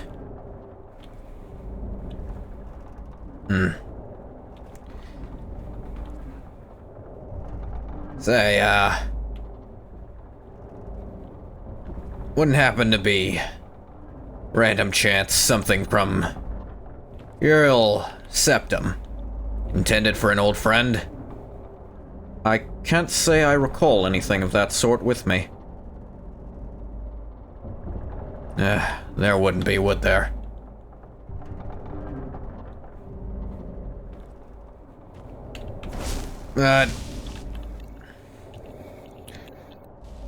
I'll make it fast.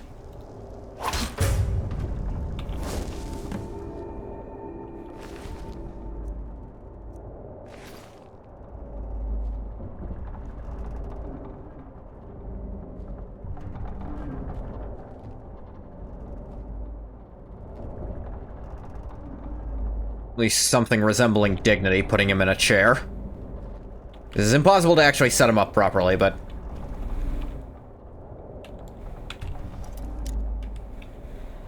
yeah.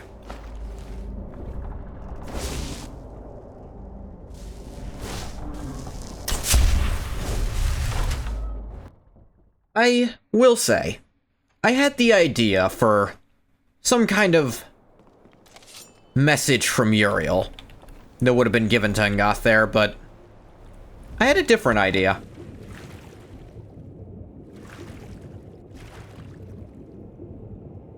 The different idea was...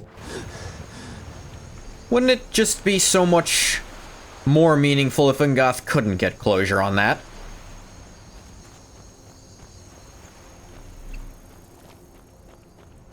At least he died with dignity. So his body is splayed across the arms of the chair like a roast on a spit. Well, at least it was quick. Yeah, I can give him that.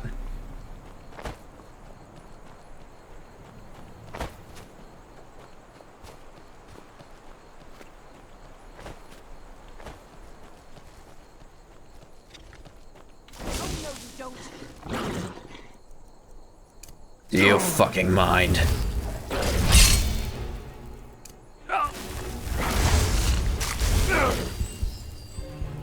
I have a bit of pent-up aggression.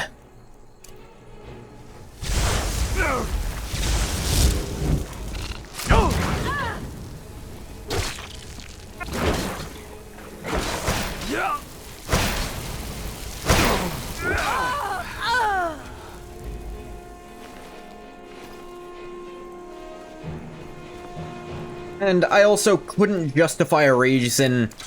If there was any such message, why would Titus Mead have it on him at this point? I genuinely couldn't think of a reason he would. Like, there's no reason to think he might meet, like, Uriel V's long-lost buddy in Skyrim 200 years later, even if the legend says the guy's immortal now.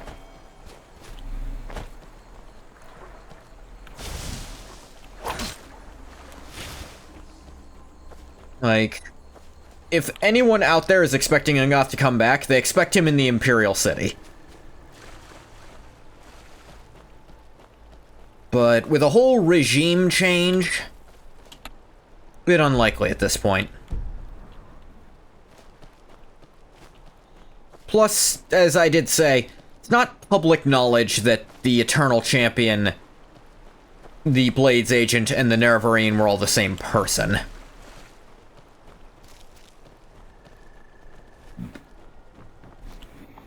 I imagine there's some kind of Imperial Book of Secrets. Specifically for whoever's the Emperor can read and know that. And maybe Titus read that, maybe he didn't care or latch onto it at all.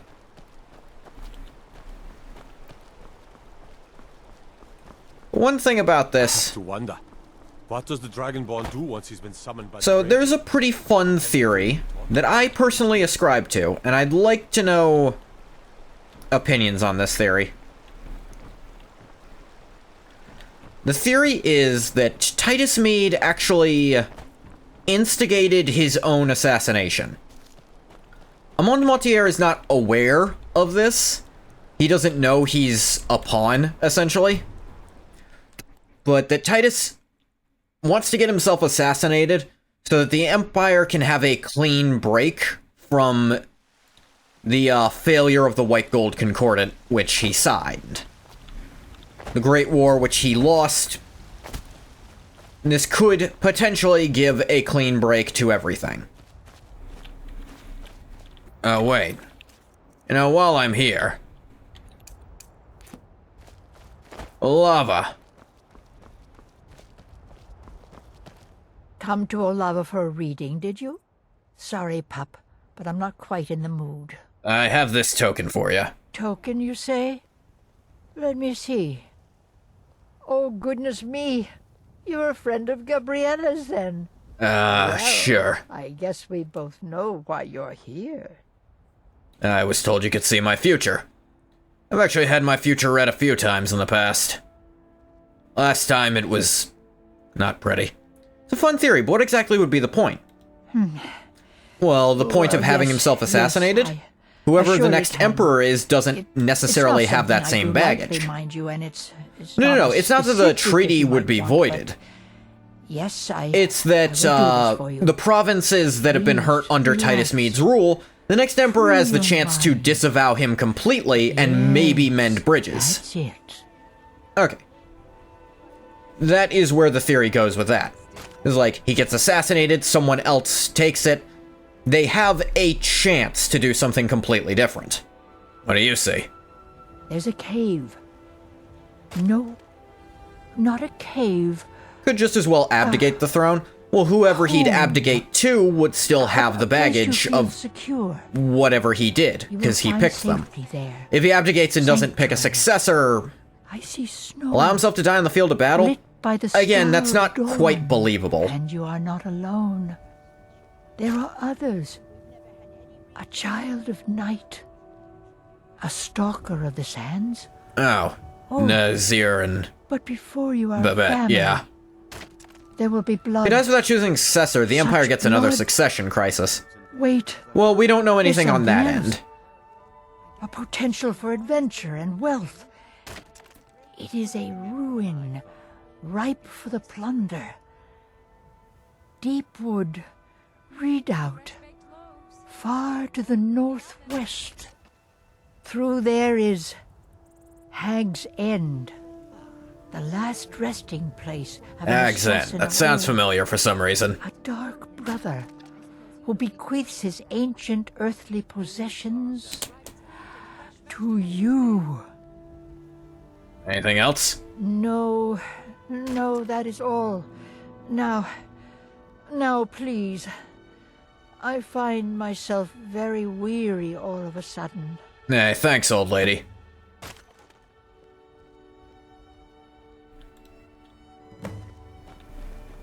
Assassin of Old. I should forgot to do that last time. Dies without choosing successor, the Empire gets another succession crisis. But if he chooses a successor, that successor has whatever baggage his rule has had. Like the theory because it's cool and fun. Never been satisfied with the rationale they provide for why Titus Mede would do that. There is also the extra of whoever had him assassinated gets killed too, so he's cleaning out a bit of the corruption. While you have ascended from the Now that's kind of just a bonus. But it is this idea, and I don't think it's that far-fetched either. He's way too, like, at peace with what ends up happening, you know? Though, you also gotta wonder what his plan was when the Dragonborn just wipes out the Dark Brotherhood entirely. Maybe he had other assassination attempts on himself set up, who knows? By Sithis, but you are a persistent one. Haven't I told you enough? I was trying to go in a door. You teleported in front of me. Also, if he's assassinated, he becomes a martyr. Successor has even more baggage to avenge him and live up to him. Possibly. Well, I'll be damned. We heard you were dead. Motier's in the back room if you've got business. If it's a lady you're looking for, you best look elsewhere. Once Mikhail gets them, they're got. Or a leader being assassinated tends to make them more popular, not less. Well, the one thing about that is exceptionally unpopular world leaders getting assassinated. Sure, they get more popular among their supporters, but among their detractors, they don't change that much. Hey, how's it going? You're back. Titus Mead II lies dead. I know! I received the news not moments ago. This is glorious!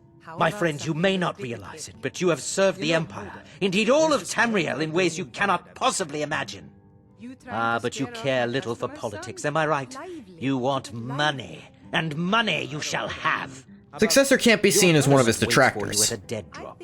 It is inside an urn, in the very chamber where we first... Well, there is one option they could do. Now please, go. If they pin the assassination order on the Thalmor... Let us never look upon one another again. Our business, thank the gods, is concluded. Then, really easily, they get a casus belli and a way to unite the people of the Empire. Now, can they do that? But if they try, if Titus Mead's successor is in on that plan, don't really think the Empire needs that casus belli. Well, no, they have plenty of other ones, but that's just an extra one to tack on. No one in the Empire likes the Dominion, they never did. No, but this way they have a more... payment awaits. But here's the thing. They can make the argument that literally everyone thinks it's true. But we had a deal. They're fighting that war because they can't. Not because they don't want to. No, I'm not disagreeing with that.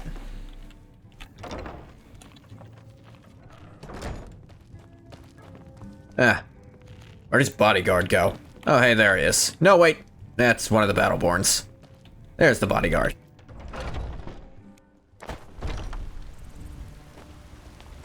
Yeah, money.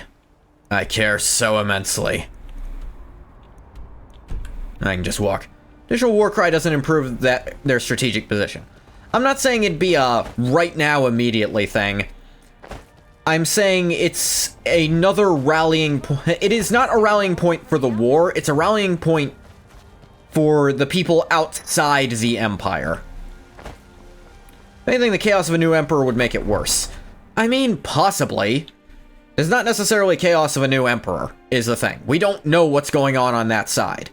There's different versions of the theory for that side of it. One is he does have a successor picked out who is going to lean it like this. Who he's already discussed this sort of situation with.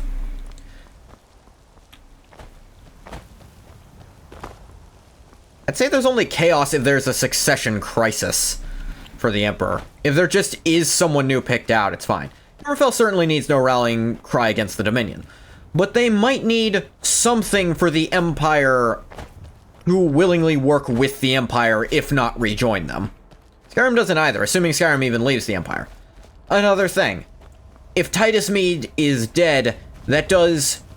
Here's the thing. It doesn't literally make a clean cut, but in the minds of stupid people it might. It's a different leader now.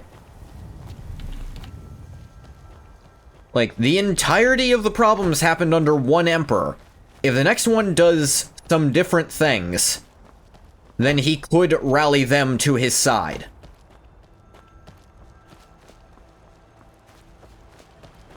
Like, I'm not saying this gets Hammerfell back as a territory. I'm saying this might make Hammerfell willing to be actively neutral or allied with the Empire in another war.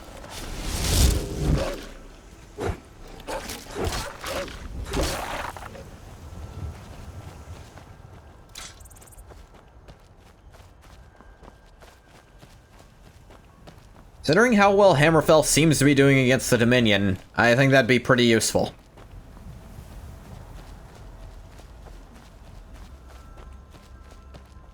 If not a full-on ally, then just non-aggression pact. I feel like killing elves is enough reason to convince Hammerfell to be an ally.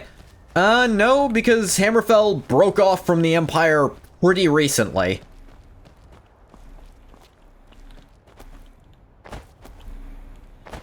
Like, they wouldn't want to work with the Empire, because the Empire kind of abandoned them.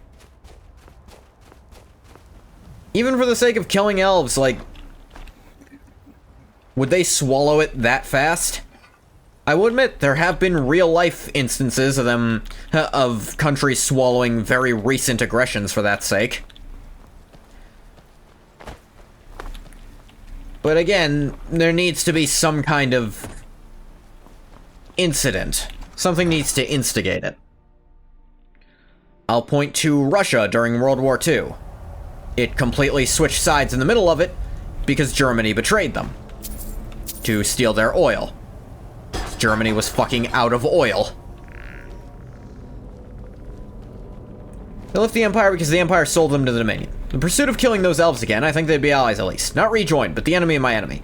I don't know, I think even that's a hard sell. It's like, they sold us.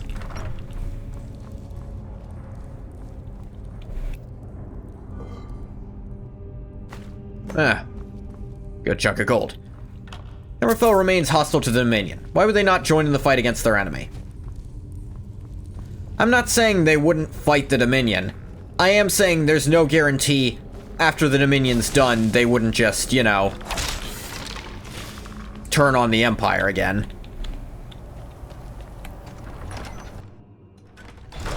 And besides, this is an even longer-term ideal. Not just for the sake of the war, for also just re-establishing a friendship with Hammerfell.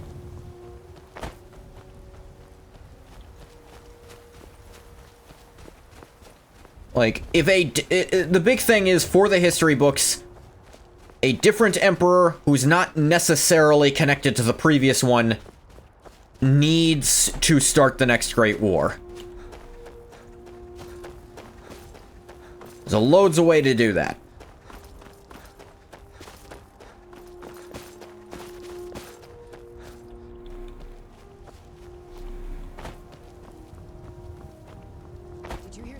Odds are the next Emperor will just be Titus Mead II's son. Possibly. We might find out in Elder Scrolls 6. Or we might not.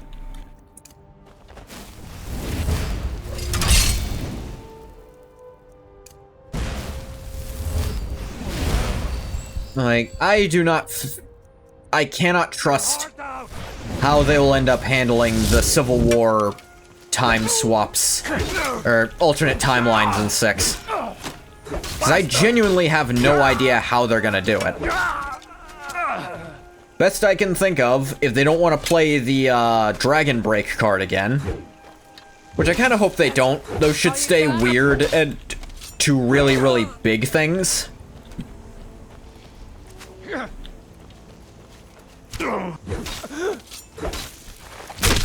They'll have to keep things kind of, if they go for the ambiguous angle, I might be able to dig it. Like, the Civil War's outcome was ultimately unimportant, because the forces of Skyrim, the Empire, and Hammerfell banded together to fight the Aldmeri Dominion. Maybe best them, I don't know. I'd kind of like the Dominion to show up in the next game. And I'd like it, honestly, in the next game there is like a Dominion side you can pick. Because I'd like to be able to be evil. Like, it's for the same reason I like that I'm allowed to side with Caesar's Legion. Fairly confident Todd will just take the idea from Fallout Season 2 that no one remembers who won.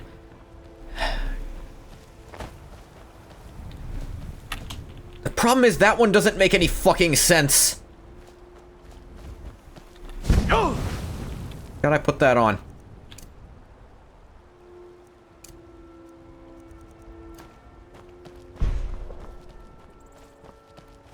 Like, that's... Yeah, I'm never gonna get over that. That doesn't make any fucking sense. No one remembers. Every outcome is the most memorable thing ever. Do you ever side with Caesar's Legion, though? I have done Caesar's Legion playthroughs. And I will say, the Legion caches are way, way better than the friggin', NCR radio that doesn't work. It's evil, but worse than that, it's boring. It can be. Here's the thing, with a handful of interesting mods, like, slapped onto it, you can have fun just being an evil bastard. Like, if you are just going for, I want to be an evil psychopath, and you just go with the Legion because they let you do that the best, you can have a fun enough time.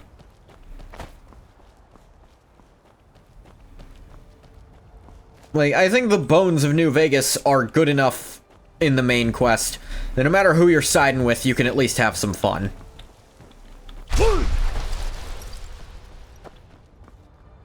It's like, Caesar's the only one who's almost always gonna say, if you just say, they didn't want to join, so I killed them, he'll almost always say, well, would have been nice, but hey, if you can't do it, kill them all. Once had an idea for crazy Abe Lincoln wannabe, who did not get the free the slaves memo and joins the Legion. That is pretty funny.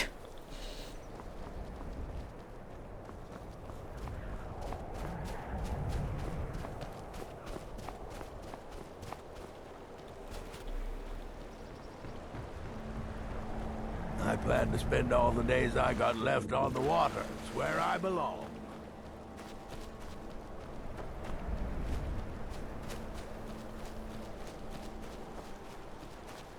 Need TTW for the Lincoln relics, of course. Ah, yes. Happy New Year's, guys. It's 2006 right now. 2006? It hasn't been 2006 in... Well, in 5 hours, it will have been 20 years.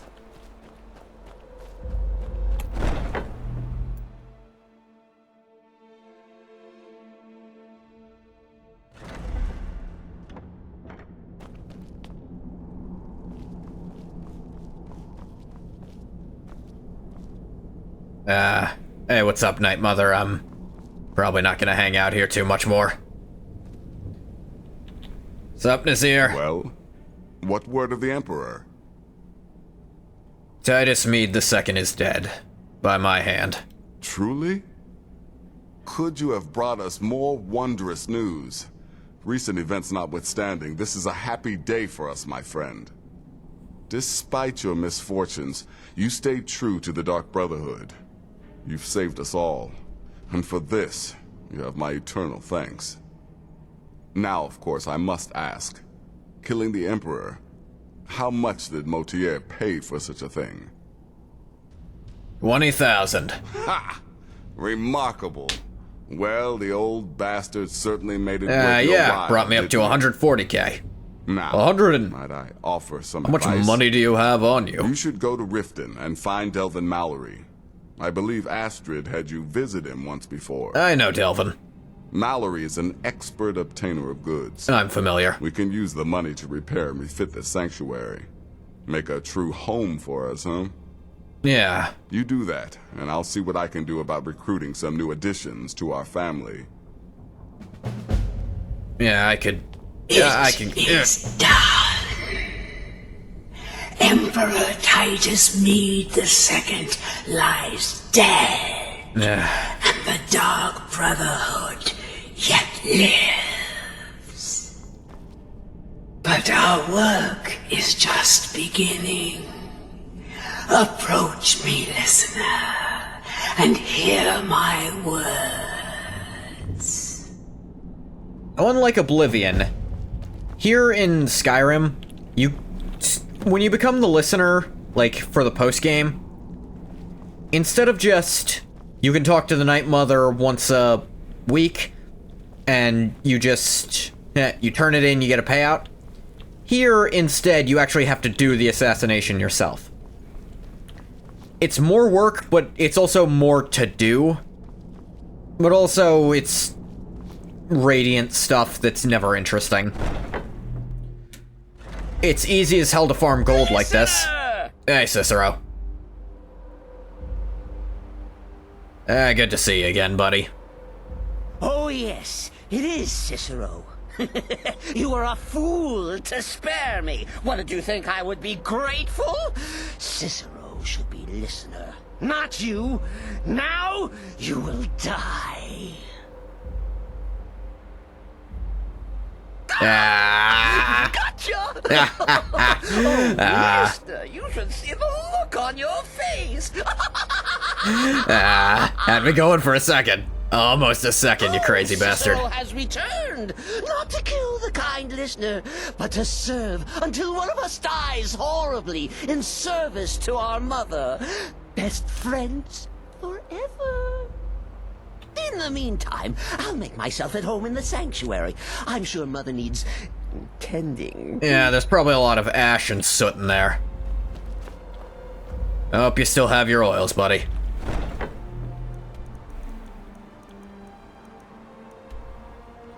Someone shot a flare up into the sky. I'm glad that shit's not started yet. For me. Also, I live pretty out in the boonies.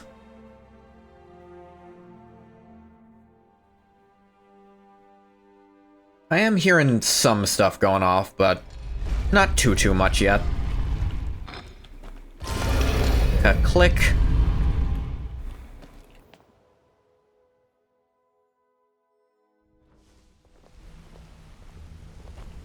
Something I can help with, or do you just want to talk? I'm just walking past you. Don't make anything out of this.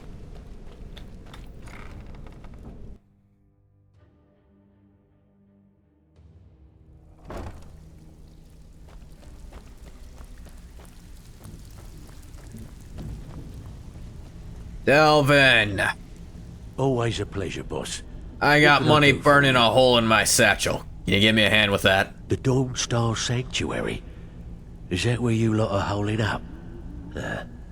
Tell you what, it'll cost you. A lot. But I can help you out. I got cash, man. What are we talking about here? Let's see here. Get an actual bedroom set up. Chamber fit for a king and all that. Right, no problem. Give you a big bed, decorate a room real nice. Maybe even throw in a few extra baubles. Tell me what you need. Let's replace the banners. Banners, huh? Trying to pretty the place The up? place is ugly as sin, yeah. You got it. Of course you do. You know what? Babette needs a poisoner's nook. Yeah, that'll come in handy. An alchemy station. Maybe a little garden. It's funny, with some there's, choice plants. for the upgrades, Alright. they cost exactly enough that you only get 1,000 gold for having killed the Emperor. Alright. What's your fancy? Let's go for a secret entrance. We can do that. I'm thinking a sewer grate on the outskirts of Dawnstar leads to a tunnel, then inside. You'll be in or out, quick as a coney. And, I know you're suggesting a torture chamber, but I'm a pass on that one, to be honest. So, feeling loose? How about you run a job for me? I can justify a lot of things via Ngoth's religion, but straight up torture, he's gonna take a pass on that one. He's even able to somewhat justify having killed the Emperor without knowing if he deserved it. Because it's supposed to be on Sithis' order, and Sithis is acknowledged by the Hist, so... Sorry, lad. I've got him. Brynjolf, stop following me outside.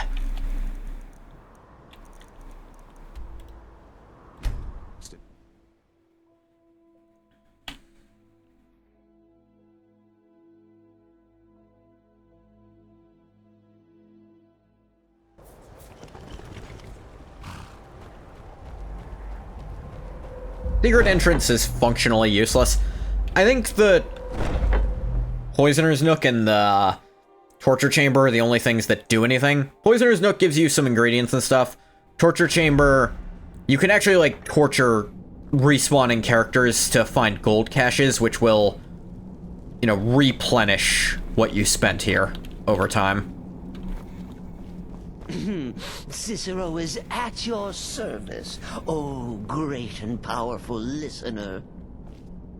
And he says to the man, "It's not a horker, that's my wife." Ah. I love that one. Yeah. And is there? Why am I not surprised to learn Cicero is alive? I still can't stomach the little clown. But if you welcomed him here, I won't question it. Yeah, thanks, Nazir. Happy hunting. Cicero is hungry. The money just kind of Need a sweet roll. stocks the place with torturees. Or a carrot. Doesn't... Sweet roll or a carrot? It stocks the place with torturees, doesn't actually do anything. Oh yeah, but here's the secret entrance. It's not useful by any means, because... like... you can fast travel to the main entrance. Why would you need a secret entrance? But it looks nice. Of course, there's another one.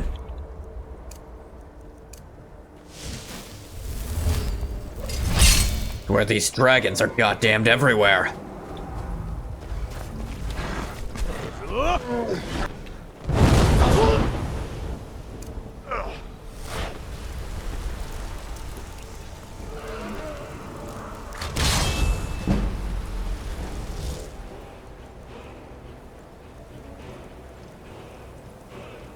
Do.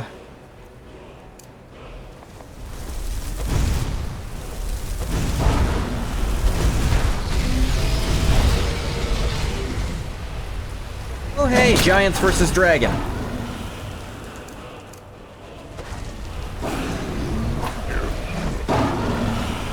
The giant won.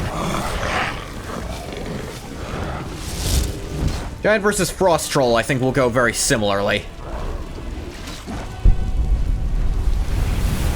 Your soul is mine.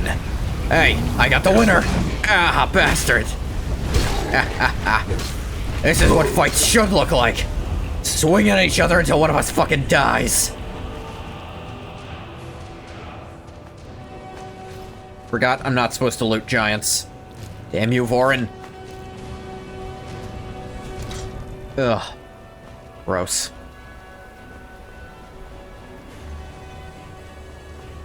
Yeah, it gets you like 100. I guess it's kind of far away. Illogically far away, actually, for how the place is shaped, but I guess it's supposed to be a long, empty tunnel you're going through. I guess if you were having trouble with Dawnstar authorities, this would let you get in easier?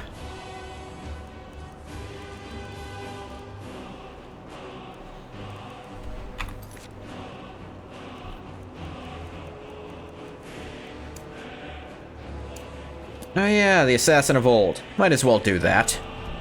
Hag's End. Yeah, I kind of killed them all there already.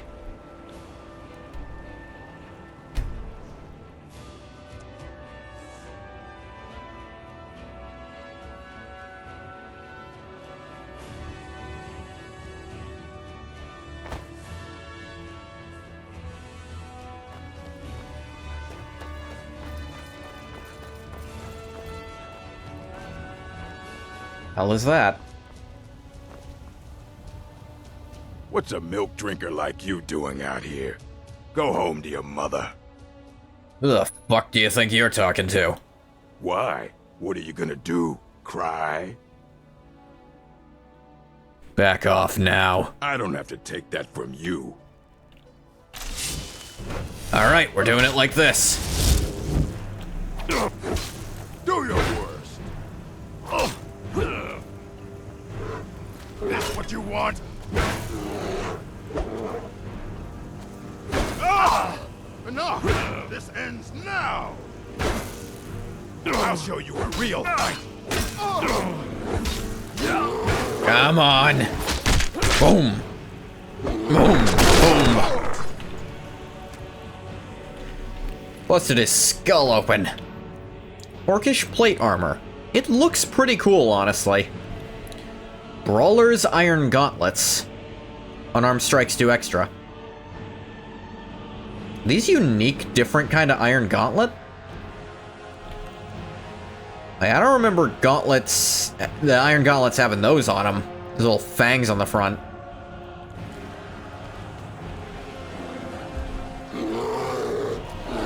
That must be something, just like the Orcish plate.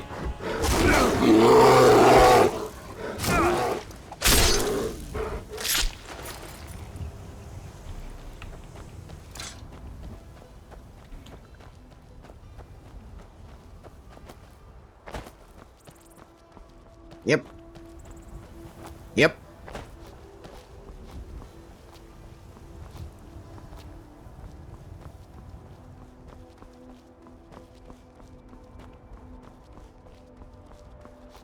Added with the creation Fearsome Fists. Gave a bunch of gauntlet variants that do hand-to-hand damage. Ah. Vanilla Sky... Well, not vanilla, but... Official materials attempts to make hand-to-hand to actually do something in Skyrim.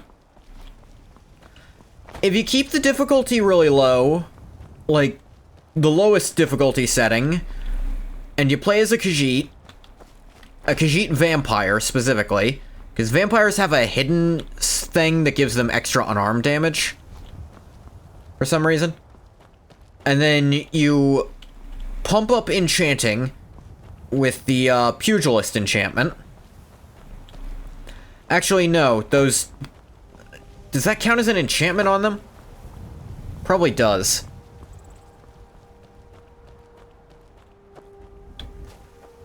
And then get Dragon Bone gauntlets. I think Dragon Bone is the heavier one. With all of that together, you can do almost as good as a fully perked dagger with, you know, no sneak attack damage on it. Well, without the insta-kill sneak attack damage, I should say. Still not good enough, is the point. How'd you end up here? My father was a legionnaire, and his before him. Fearsome Fist creation is really just that enchantment on some gauntlets with modified models that have spikes on them. Kind of underwhelming. Yeah, looking at it again. Honestly, the only way that you can feasibly make unarmed good in, like, base Skyrim is with the Fortify Enchant loop. The Fortify Restoration loop on enchanting until you can make gloves of unarmed that do as much as, like, a one-handed weapon.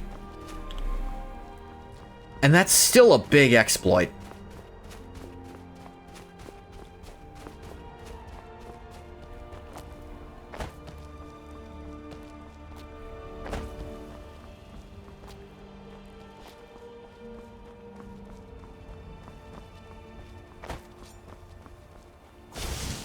Alright, the Forsworn.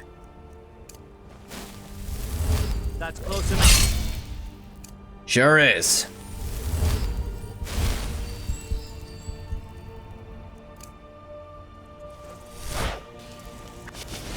That's close enough. Is someone there? Now you're mine. Yup.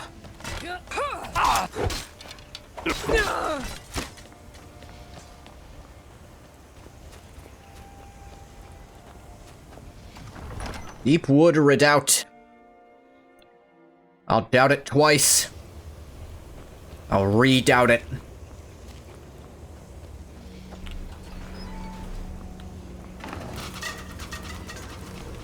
Do.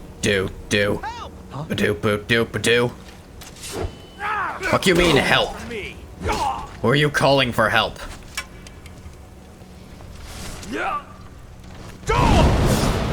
God damn you! Yup.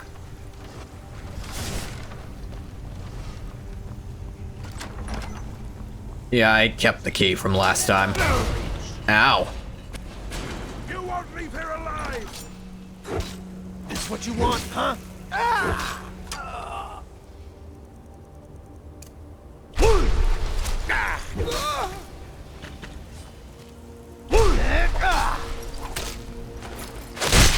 Yeah. This is fun. I forgot how stupidly busted Ngoth really is, just utilizing his best setup.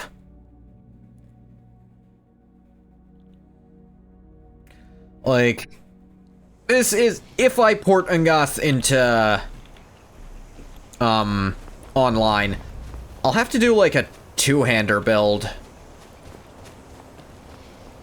Like, if I had to set him to just one thing to do, it would be frontline fighter, for sure. He would be whatever tank build can go, I think. Like, their tankish two-hander? I don't know. I haven't played... I always try to play some kind of magic whenever I make a character in that. Which is not frequently. I'll say it out loud.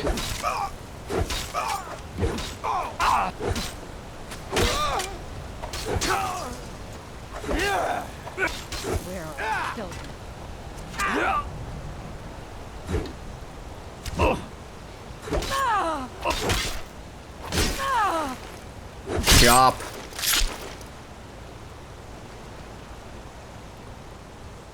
Like, look at this.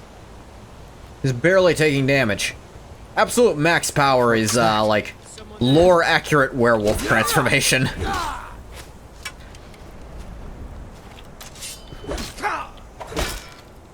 Not impressed. Get him down to half, finish him off with a power attack.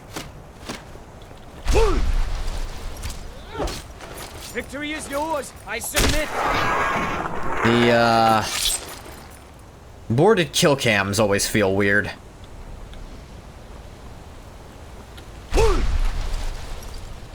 Hag's End, here it is.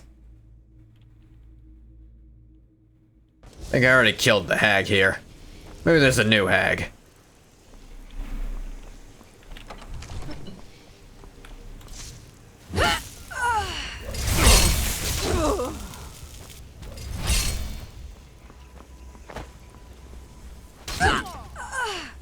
Ngoth was training, you know, subtlety and stealth for a while, just because he needed to know it. It's skills he needed to learn. But anytime he doesn't need to use them, he's just gonna revert back to this. To being this nigh-immortal, unstoppable thing rushing face-first into you. The Darth Maul maneuver, oh my god.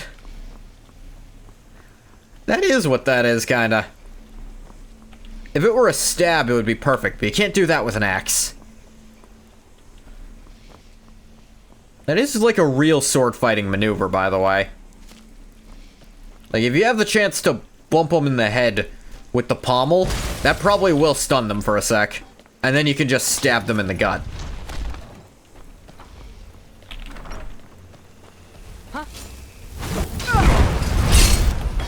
Hey, how's it going? Oh, she teleported.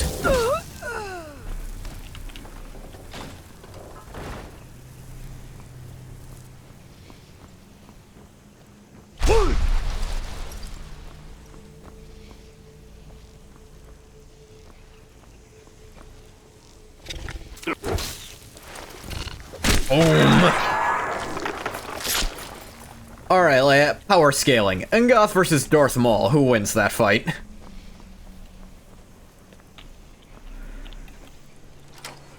I am only half joking when I ask that.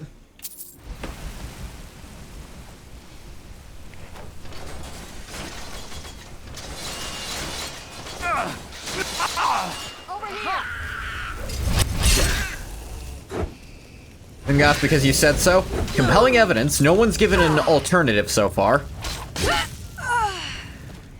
I don't know, we've got a bit of a lore expert on both in the chat. I want to hear his opinion.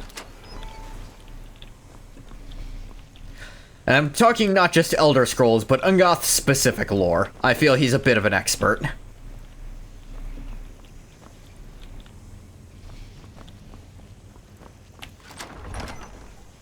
Ungoth is pretty strong, but he hasn't mastered the ability to crush people with his mind from 5 feet away. That is true. Ungoth does not have access to the Force. Counter-argument, Darth Maul doesn't have access to magic that makes you as durable as a dragon. Lightsabers are still better than anything Ungoth has. That's a real argument there, yeah. Now, Ungoth could, in theory, use Fire Shell to crack up his fire resist. I assume lightsabers do fire damage. Like, I wouldn't say they do radiant damage, because, like, or sun damage. I'd say they do fire damage. He could... This is a stupid question to ask, but I think in a random encounter, Ungoth may be extremely durable. Is he durable enough to not be cut clean through by a lightsaber? And that's the question I'm coming with. Like, I think my ultimate assumption is, if Ungoth is caught unawares, like, he has no idea ahead of time that Darth Maul... Oh yeah, left a bunch of potions and shit here last time because he was overweight. If Ungoth has no idea what a lightsaber is the first time he sees it and assumes he can tank it, which, possibly, then I think Darth Maul gets the win there just because Ungoth is overconfident. Like, if it's just a random encounter, no idea. But I think... is the question, like, does Ungoth know ahead of time lightsabers are a thing and can recognize one on sight? Not sure Ungoth could keep up with the Force precog either. That is another question. But I can say, as far as a lightsaber goes, I think... he takes... especially with the Fire Shell spell on, Ungoth sometimes takes point-blank dragon fire. And that fucking hurts.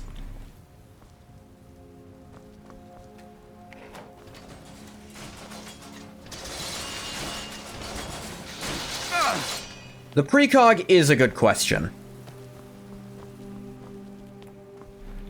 But it's not, like, omniscient.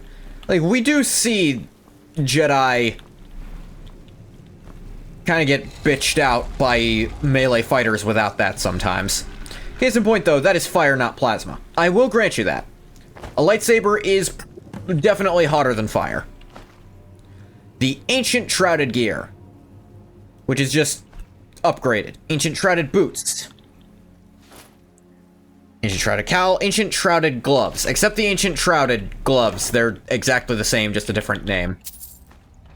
Plasma is hotter than regular old fire. I will definitely grant you, it is plasma. That's a lot. A lot. It raises the question of how strong is Fire Shell as a spell. Would magic resist affect that? Is the question. It's not magic per se, but it is a question.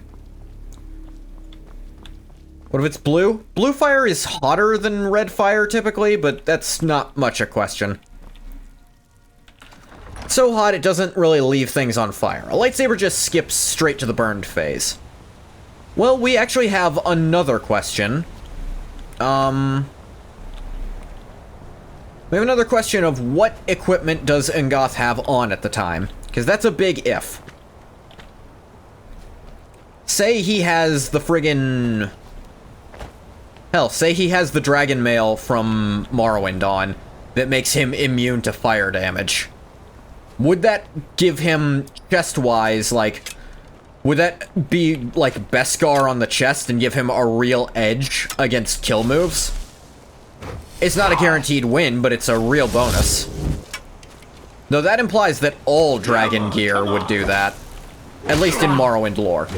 You also have to question lore versus gameplay sometimes on this. Because Ungoth does also have, what is it? So hard to... yeah. You can boil water with a lightsaber. That's interesting. Would magic resist protect you from a lightsaber at all? I'm gonna go with no. But there do exist materials that just can, like, withstand lightsaber. And I do wonder if Ungoth's magical durability could counteract it somewhat. Plasma isn't exactly fire, no. But there is also the thing that even in universe, there are mundane heat-resistant materials that can take lightsaber blows without breaking immediately. So I have to wonder if mundane fire-resistant equipment could really resist a lightsaber.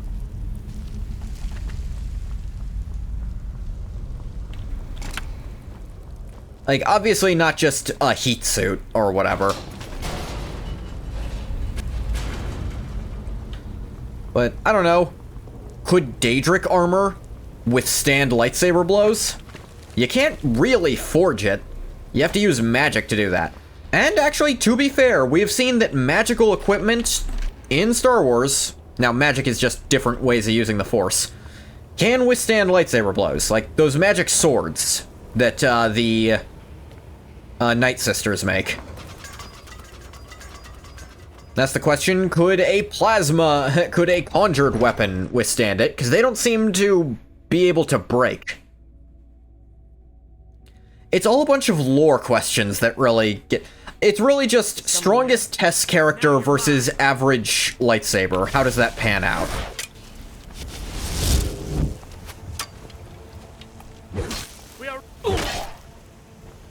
Because I do think... if lightsabers are out of the equation, I want to say Ungoth wins decently. Never should have come here. Like, it's not an easy win.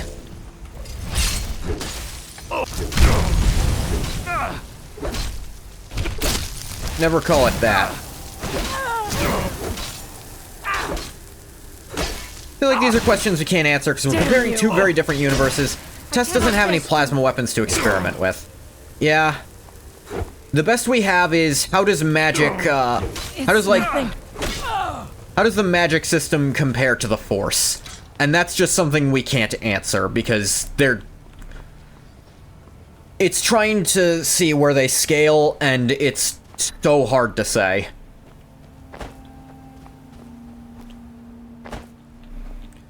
Because, like, the Force can let you make equipment that can withstand blows from lightsabers. Hell, especially skilled Force users can withstand blows from lightsabers with their bare hands. Yes, lightning spells seem the most like plasma. They kind of do. And it's like, okay, is that Force reinforcement, that is very, very difficult, I will grant you, is that stronger than the Dragonhide spell? Literally designed after lightning bolts from the sky, which are a common example of plasma in nature. Okay, so if Ungoth cracked up his lightning resistance, would he have some ability to withstand lightsaber blows? Or would it be a mixture of the two somehow? Lightning and fire resist, he'd need both. Fire for all the heat it produces, but lightning for the blade itself? And you'd have to think the durability of the gear itself matters somewhat, because especially thick metal can slow down a lightsaber. Now, it is really, really, really thick to the point you can't wear enough to do that. Just slap a lightsaber out of someone's hands like, get that stuff out of my face. Kind of, yeah. Still think it's high diff for him to deal with the Force, though. That's always a problem with Star Wars, because Star Wars characters don't fight like that. Like, Force users never fight like that. They never just pick someone up and snap them in half with the Force, even if they could. Although, I question if you could quite do that to Ungoth with how durable he is. Like, I think the constant Force pushes, I think Ungoth would have a lot of difficulty dealing with that. That would throw him off balance quite a bit. Actually, no it wouldn't, because Ungoth literally has skills that make him immune to knockdown now. So regular Force pushes wouldn't work on Ungoth anymore. How will he compete with a guy who can crush his throat from a distance? Crushing his throat from a distance is a question, yeah.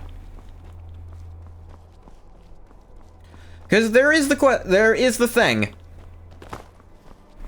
if he starts choking Ungoth from a distance, Ungoth can't shout to get out of that. What he could throw a ball of his own ball of plasma with elemental blast at that. And that actually does take a minute to choke someone out like that. You can only see force wielders fight other force wielders, so using the force to fight is less viable. Did I consider it taboo to use the force in directly hostile ways like that? So, like... Alright, hand over your valuables, or I will gut you like a fish. Fuck off. Nice try. I am not going to ask again. Don't you walk away from me. Never should have come here.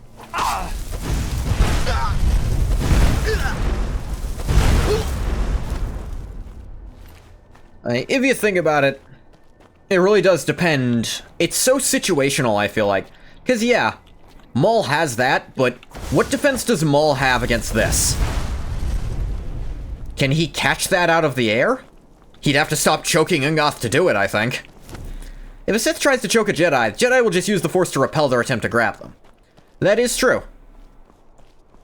If Maul starts choking Ungoth, like even lifting him with it, usually you see people's arms aren't restrained by that action. In fact, he could jump away before Ungoth casts it. Yeah, but as we've seen, because Force precog, yes, that would let him escape the attack. But again, I think he'd have to stop choking Ungoth to do it. Because the thing about the Force is, usually if you're doing an applied effort like that, you kinda have to stop moving. You have to be just doing that.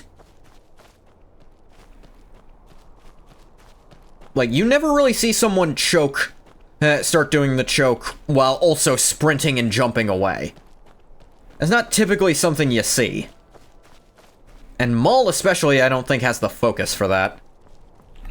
I think that's a very, very difficult prospect. I've seen people use the Force to full-body restrain people sometimes. Yeah, could do that. But typically if you do that, you leave the windpipe open, because you can't do that and choke them at the same time. Like, that's the thing. You can kind of just do one thing at a time with the Force, unless you are in a very, very calm, meditative state. Like, we see Yoda do absurd things like catching multiple people at once, but that's Yoda. I don't know if Maul has the... Maul really is more practiced at lightsaber combat than Force use. Most of my kin are in the Longhouse. Come back during the day if you wish to trade. Keep that in mind. It's like, if he does the full body restraint and then just tries to walk at him with a lightsaber, well then, Ungoth might give him a quick Yol Torshul, and it really does, like, they both kind of have ways to insta-kill the other, is the thing. I think it is kind of random who wins, and it's high difficulty on both ends. Does seem to prefer lightsaber and even hand-to-hand combat. It's worth remembering Maul literally survived being cut in half by pure rage. That is worth mentioning for sure. Maul does have that survival. Ungoth has a noteworthy healing factor. Like, very noteworthy. But Ungoth also hasn't lost limbs as far as we've seen. His actual power in the Force must be very impressive. It would have to be, yeah. Hey, Vorin. Oh, you're back already? I wasn't done edging. I wish you were. Mm-hmm. I wish you were done with a lot of things you keep doing.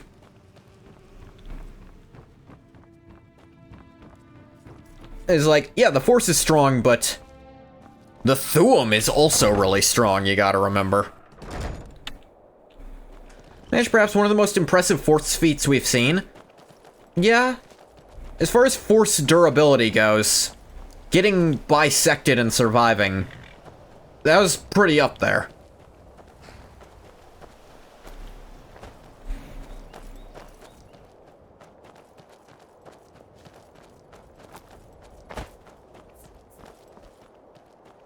Ungoth's got crazy regen, and I don't know, lightsabers haven't seemed to stop regeneration before. Not just durability at that point. He called on the Force to sustain his ass for years. No, I was calling it, like, Force durability. Like, and Force sustainment off of all the rage.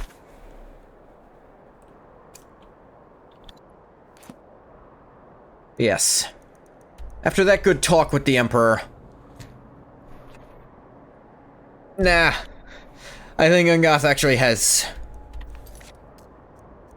one other idea first. Do-do-do-do-do. Where was...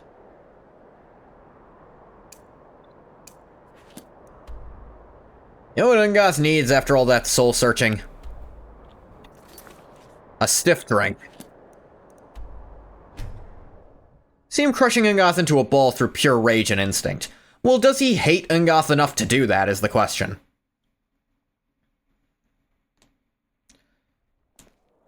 And also, I feel like Maul would try to fight Ungoth in melee, at least initially. Because, like, Maul kind of prefers to fight that way. Bro hates everyone? I feel like the hatred has to be more specific than that, though. He could call on hate in general, but... some guy he's never met before, could he really call up that much hate on a whim? Like, I could see it in the middle of the fight if there's a lull. But again, it's something that takes time to do. Wouldn't take much for him to really hate Ungoth in particular. If they talked, I'm sure they would hate each other. I'm sure that would be a very mutual If you're hatred. looking for a handout, you want to speak with my the husband. reason I'm here. If you're I looking can't for just company, ignore them, Eren. I suppose I could do work. And it's like, the thing is, a lot of Force stuff, we see it takes time, and that gives Ungoth options for counter. You have some nerve coming back here after what you did to Kirava. Frustrate him in a fight for a while? Yeah. A few drinks, a few laughs, and a contest. What could be better? Drinks? I don't usually drink. Well, come back when you do, my friend. Sorry, I'm afraid I can't help you much right now. Ah, fuck it. We'll see about that. This is a special brew. Very strong stuff. Let's get started. You caught me at a bad time. I'll start round one. Someone Down dear the to hatch. me. I'm doing my own thing here, what do guys. you Stop want? talking to me. If this is about the meadery, we can talk later. What? Your turn. There we go. One down, my friend. One down. And another one for me. What'd you say your name was? And how about you? Second drink, easy enough. So says you. I prefer the I Pink think I've Pony hit my Club limit or your on mom's these hut. things. Tell you what, one more and you win the contest. No problems. Wow, you've really done it. The staff is yours. Scrape. You know, you're a fun person to drink with. I know this great little I used to place joke where the Ungoth's wine healing flows like factor should water. prevent him from getting You should drunk, head but he there. actually has known Hey, poison you don't weakness. look so good. I didn't bring up that Ungoth Wake is up. very vulnerable to poison just That's because right. It's time Maul to doesn't wake use up, you poison. drunken blasphemer. Blasphemer? Actually, no, that's the most reasonable. Where the fuck am I? Of course. You don't remember getting here. Yeah. I'm guessing you also don't remember coming in here and blathering incoherently about marriage or a goat. Marriage. Which means you don't remember losing your temper and throwing trash all over the temple. That sounds like me. Was a man named Sam with me? Debella teaches love and compassion, but that doesn't mean we're just Ah, going to tell Debella. you what you want to know and let you walk away from this. Pick up your mess, then apologize. And if we think you're sincere, yeah, no, we'll that's consider fair. lending you aid. Wine. Giant's toe. A lot of wine. What is this? Going to repair the broken staff. Giant's toe, holy water, hag raven feather. Shit. I got the toe. I suppose that'll do. Yeah, Debella my teaches bad. us forgiveness after all. This is why I Even don't for a drink. drunk like Only you. comes down to who can hit first. Give Maul a slight edge there because the Force lets him see attacks early and dodge before they happen. Yeah, I really do think it's like, who takes the hit first, and I will give Maul the advantage there. Remember anything I said when I got here? You were ranting when you got here, but most of it was slurred. You did say something about Rorikstead. Maybe you should take a look there. You home? Welcome home, Bathwater. We've had this discussion about Maul versus Ungoth. Would you like to weigh in? Darth Maul versus Ungoth, to be fair. And Ungoth, you can give him whatever equipment he's had. We're honestly not sure if any amount of Elder Scrolls equipment could withstand a lightsaber. We think maybe a combination of lightning and fire resist might let it? Combination of fire and lightning resist might make Ungoth immune to lightsabers. That'd probably make Maul very angry. Soon enough, he'd be ripping limbs off and crushing Ungoth into a cube. Maul lost some Padawan pussy bitch. Here's the thing, ripping limbs off. Is that something we know Maul can just do? And remember, Ungoth is wearing very durable armor. No matter what, it's gonna be tough and heavy stuff. Stuff that is pretty difficult to just crush.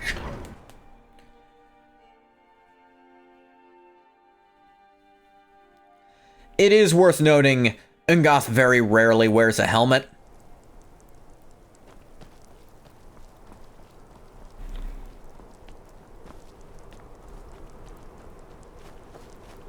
But if he is wearing something, it might be indestructible in lore. Hard to say. Maul is your average psyker. Ungoth is vested with divinity. I'd say Maul is at least an advanced psyker. Because he can choose what happens when he does his psychic bullshit. Ungoth does have all sorts of magical protections and weird bullcrap about him too. Something the Force could do, particularly a powerful and angry Sith.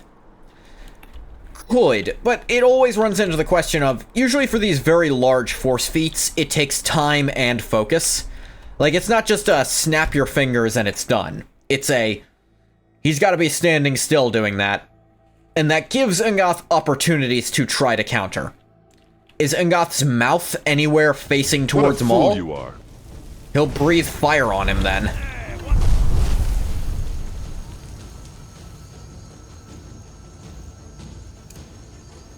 What you doing?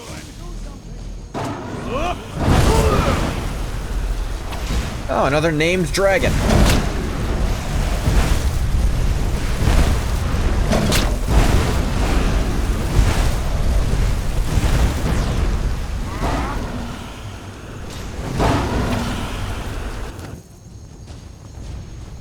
Like, I think there is a lot of counterplay on both sides.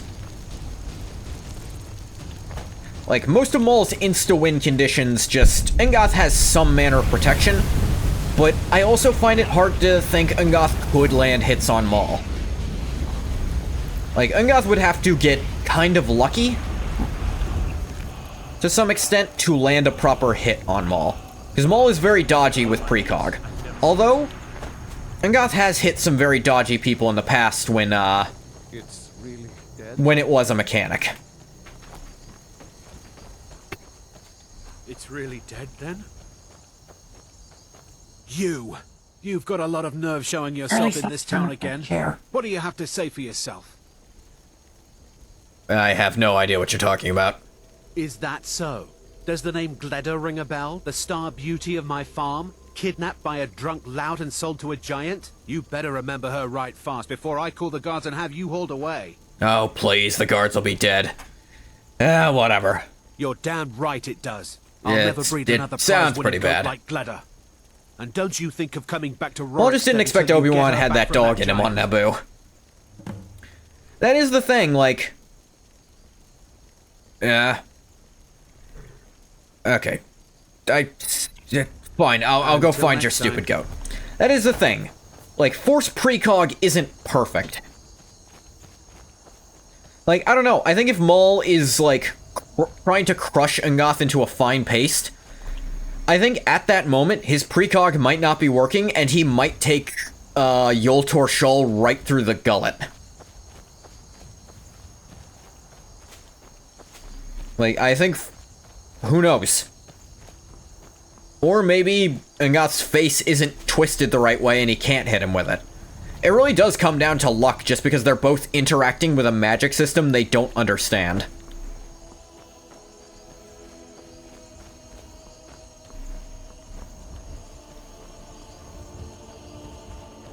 It is interesting they can both kind of go into a berserker rage. Just Ungoth's is a bit more visually different. I need 100 chicken nuggets and I need them ASAP.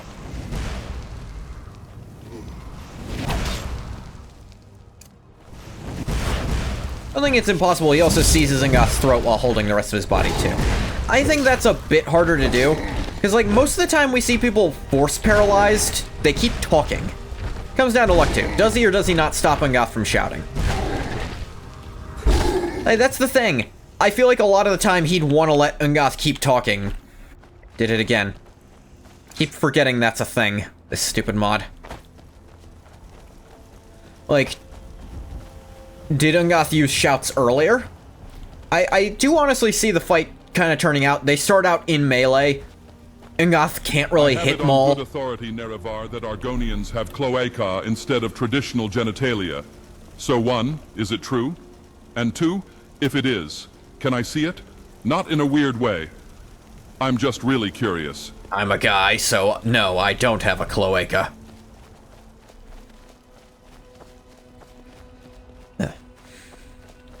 He's Vorin. Now, I can see the fight. They start off in melee, like, neither of them really taking the other seriously. Ungoth has difficulty hitting Maul. Maul notices that Ungoth's armor is like, he assumes it's something like Beskar, like, it's kind of bouncing off.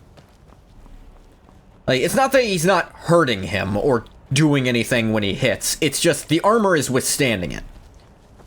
Maybe he starts trying some force pushes. Like, mixing those in when he's starting to get into his battle high.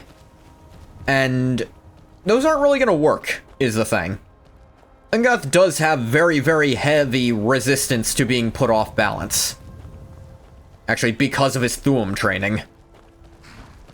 Gonna be somewhat harder, but not impossibly harder, I imagine. It's not that much more to hold. Normally it's not necessary, and yeah, Sith like to hear their enemies' pleas and screams.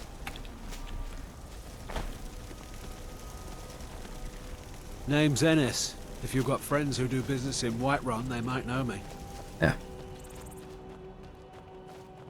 I think when he starts seeing Maul, you know, kind of throwing out some kind of weirdness, maybe Ungoth starts throwing out his own magic.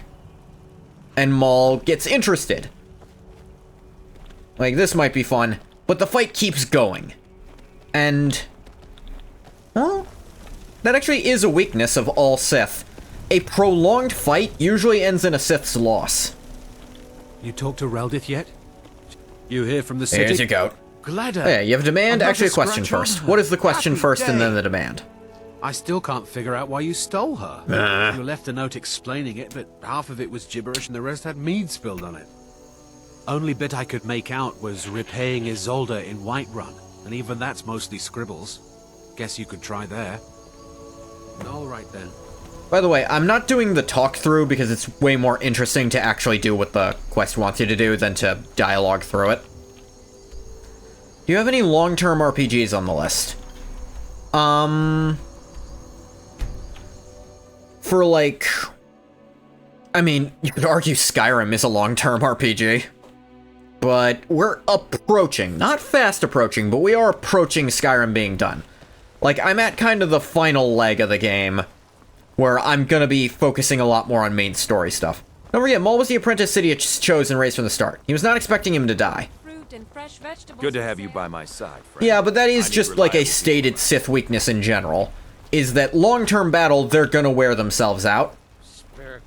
No, Maul is definitely very strong. I'm not downplaying him. I'm saying, if the fight turns long, Maul starts getting at a disadvantage even with precog. And Ungoth's actually pretty good at sustained battle. He has a lot of healing. Like, it really does come down to, does Maul overwhelm Ungoth before he wears himself out?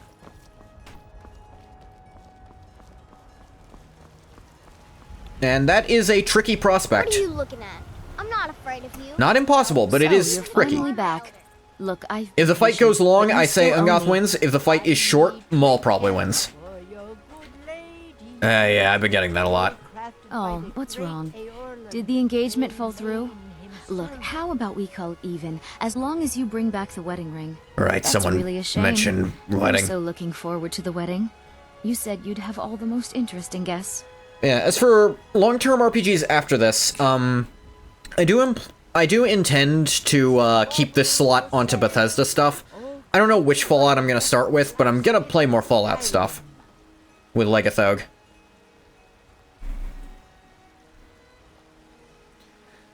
You know what I did with it? You went right out to give it to your fiancé. Don't you even remember where you left But, her? other than that, And after you told for me that very sweet story of long-term how you met in RPGs... Witch's Grove, I can see why she left you. Engoth regrow a limb which has been cut off. Well, that's the question of the armor. Like, does... That is why it was such an important question of, is Engoth's armor repelling lightsaber blows? By the great Aorlan Greymane himself. Farewell. Do you get to the Cloud District very often? Those green what am I apples you saying? sold me the other Like, could properly enchanted equipment match up to Beskar? Could he regen his throat being crushed? It's like, again, that comes down to situational kind of thing. If Engoth got his throat crushed, I don't know. Like, if he choked him out, that's actually a weird question. Demand my gratitude? What gratitude?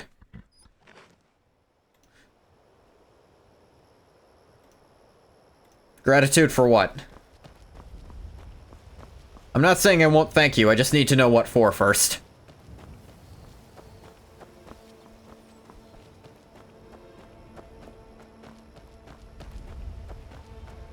Could Darth Maul do erotic asphyxiation play with Engoth?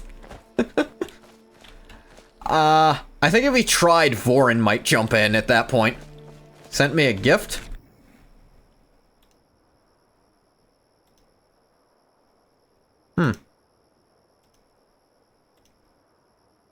I do not see one as yet.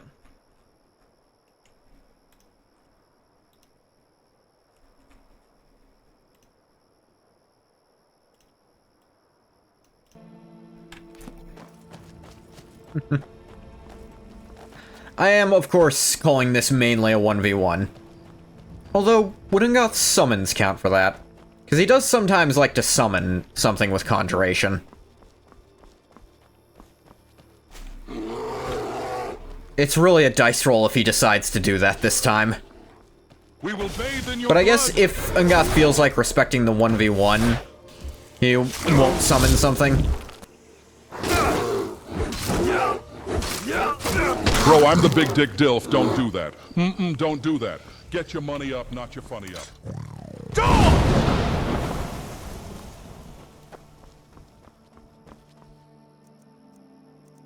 Always forget to switch back.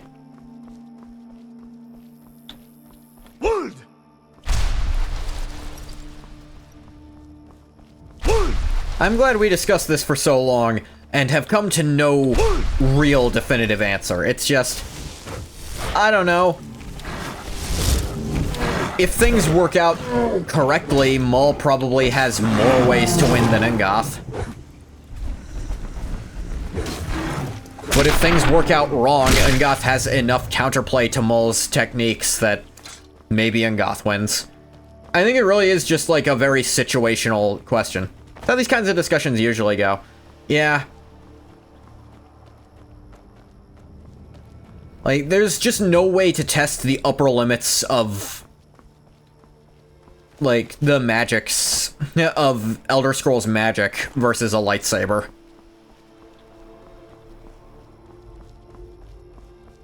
Or against the Force.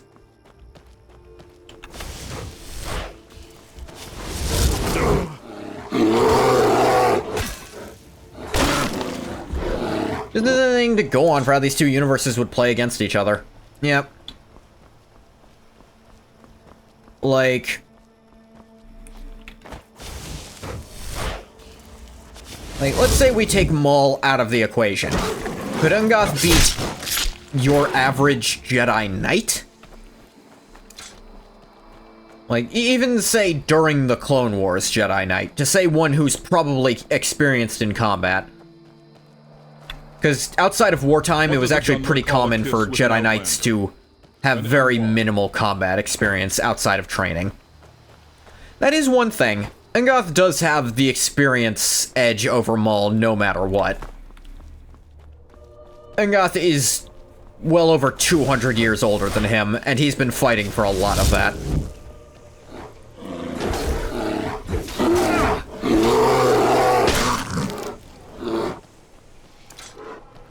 But experience only does so much. Another goddamn dragon. After you do the Alduin's Wall thing, do they just start spawning way more often? Ungoth could probably take some random Jedi Knight. Yeah. Or, hell, let's say it's like Old Republic time, and it's like random Sith apprentices. When there's like a dozen Darths out there at a time, and they all have a dozen apprentices. Say he could probably beat most apprentices out there.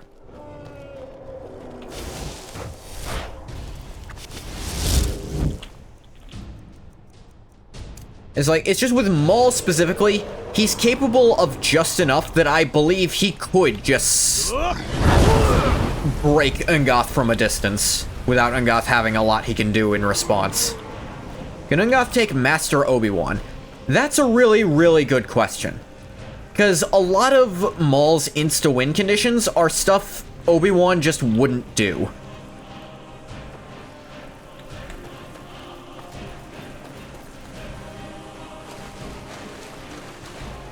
Obi-Wan's specialty is defending against hard onslaughts. But Ungoth is also, like, very partial to... Well, Ungoth is very good at lengthy battles. Yeah. Like, Ungoth's strategy is usually, go ahead and hit me. I'll be fine. And if Ungoth's got gear that can withstand a lightsaber blow, I think he has a decent chance against Obi-Wan. Though, I will also say, Ungoth is more likely to lose his patience first.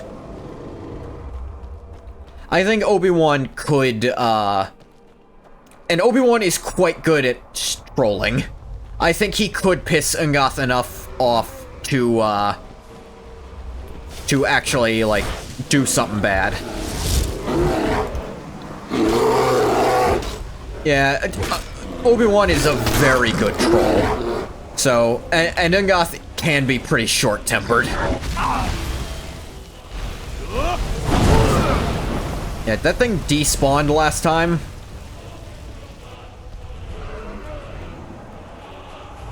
Where is it going? Is the closest drop point that fucking far away? Is that what's happening? That's so weird.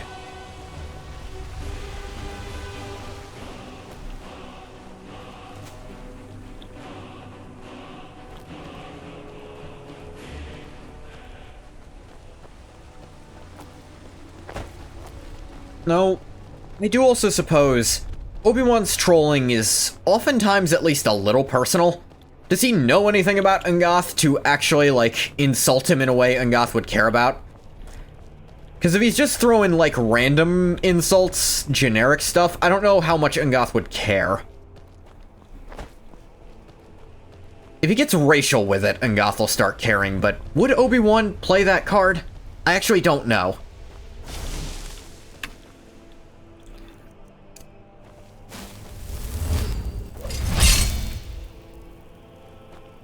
Oh, fuck. Good at figuring out what to say to piss people off at a glance. Darling, oh, God, no. To return, to consummate our love. We're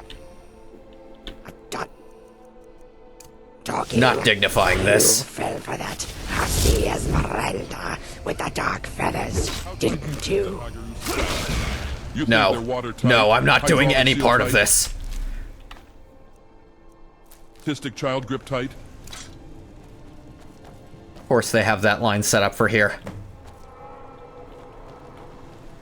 This way's a legendary troll. He can look at you and figure out what will work. Maybe.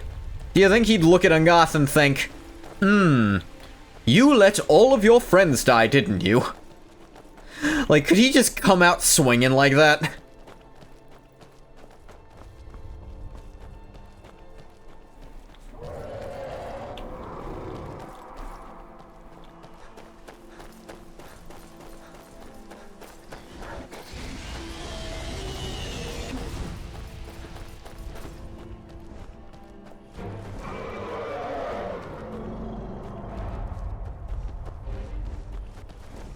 Part of me also has to wonder, given the choice between Jedi and Sith, where do you think Ungoth would fall there? Because Ungoth, I feel like he has a lot of opinions that don't gel with either philosophy. On the one hand, he is quick to use anger as a tool. As a weapon, in fact. And he is not above murder. But at the same time, the Sith philosophy is an exceptionally selfish one.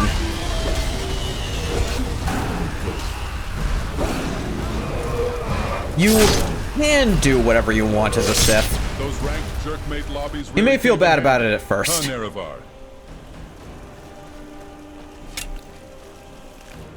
This feels like one of those things where Ungoth would be part of some really niche Force religion that no one knows about or cares about. Actually, you know what? Ungoth would make a great Night Sister if he were a woman. Because their whole commune with nature bullshit, or like a very specific nature, that kind of lines up with his way of doing things with the Hist too well.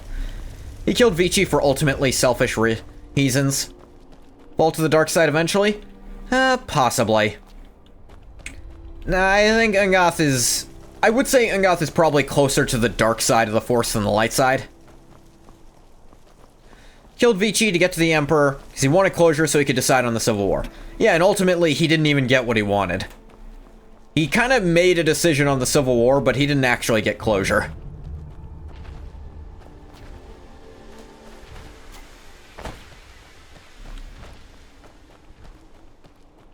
I will say, Ungoth can definitely be selfish. And I will even say, like Anakin, that selfishness can, at least in some regard, be directed towards what he claims is the greater good.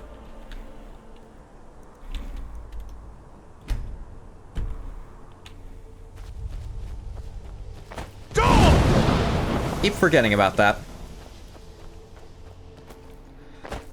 Genuinely, I don't think Ungoth would be a Sith, but I think he would use dark side techniques quite openly. Because Ungoth is also a bit of a believer that it's more about how you use a power than the power. And the problem is just that in the Star Wars universe, he'd kinda be wrong. Even Anakin would say, what the fuck, bro? That's full on Darth Vader shit.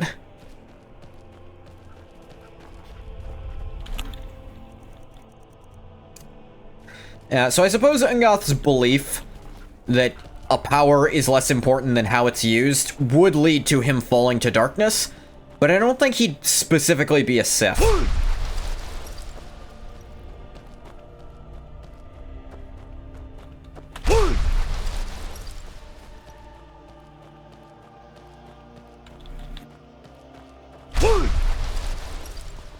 But it raises the different question of this. Like, this is partially like a Ungoth as is transplanted into that world and asked to pick a side. On the surface, he'd want to side with the Jedi, or at least the Republic. Although he is Imperial. That Empire is it's not one he'd side with, I don't know. He doesn't know what the fuck a democracy is, I'll definitely point that out. Point him in there, no info. Who knows? He's kind of right in that the power is the Force, and the dark side is the way it is used. I don't think he'd appreciate that the Force is not a power you can use selfishly without it harming yourself. I can definitely see that. But I don't know. Are you married? You look the type. Ungoth, if Ungoth is, like, if he's been given a crash course in how the Force actually works, there's a chance he could avoid dark side falling. It's not guaranteed, but I think there's a chance. Force is not just a power you can use freely, and Ungoth would probably treat it like one. He wouldn't respect it. Like I said, here's the thing. I feel like Ungoth does, for the most part, try to respect the Thuum. Or at least he understands the philosophy of the Way of the Voice. But you can also argue Dragonrend is essentially the dark side of the Thuum. And he uses it pretty freely against dragons, as we've seen. If he could justify to himself one of the more useful dark side abilities, he'd probably go pretty low. Like, I don't know if he has the focus to use anger-based force boosting without falling to it, like Mace Windu does. Day with you around. Here's the ring. Counterpoint, they told him Dragonrend will be taking an evil. He told them that's stupid, fuck off. Excellent. That is also Sorry it true. didn't work out. I know how excited you were for He the told them wedding. that doesn't make You any kept saying it sense. would be That a huge explanation ceremony doesn't at make any Northern sense. Star. You And said kind you of had ignored some it. magic staff So, that would yeah, no, handle there's all a good the chance guests. he would... You make a very fair point. That he would learn dark side stuff, and probably not care that it's apparently damaging his soul. Or at least not believe them, because that doesn't make sense to him. More Vunskar again. Ungoth keeps getting sent there. Yeah, like you said, Dragonrend... I even mentioned, Dragonrend is kind of the dark side of the Thuum. And I think Ungoth would end up using... Here's the thing. When it comes to powers, Ungoth really is a total, like, grab bag is his style. I don't think he's willing to consider the power can have consequences beyond what he does with it. I think that's very likely. He just happens to live in a universe where that's not a big problem. He's very individualistic. He thinks he's in charge of everything that happens around him. Yeah, I would definitely call Ungoth individualistic. And he sinks to some pretty low lows to do what he thinks needs doing. Low enough that even he can't justify some of the things he's done. But while I do see Ungoth falling to the dark side, I don't see that as an absolute end for him. Because I actually do have trust in him that at his core he's a good person who could be saved from that. Like, if Vader can be saved with the right motivation, I think Ungoth could be saved from the dark side. I think he could go through a full character arc and, you know. So I do see him turning to the dark side, thinking he's better than it, thinking he can control it without anything like that. I guess.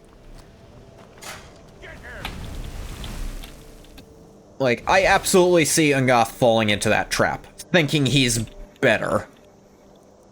Because he kind of does have a high opinion of himself. Like a cheap watch.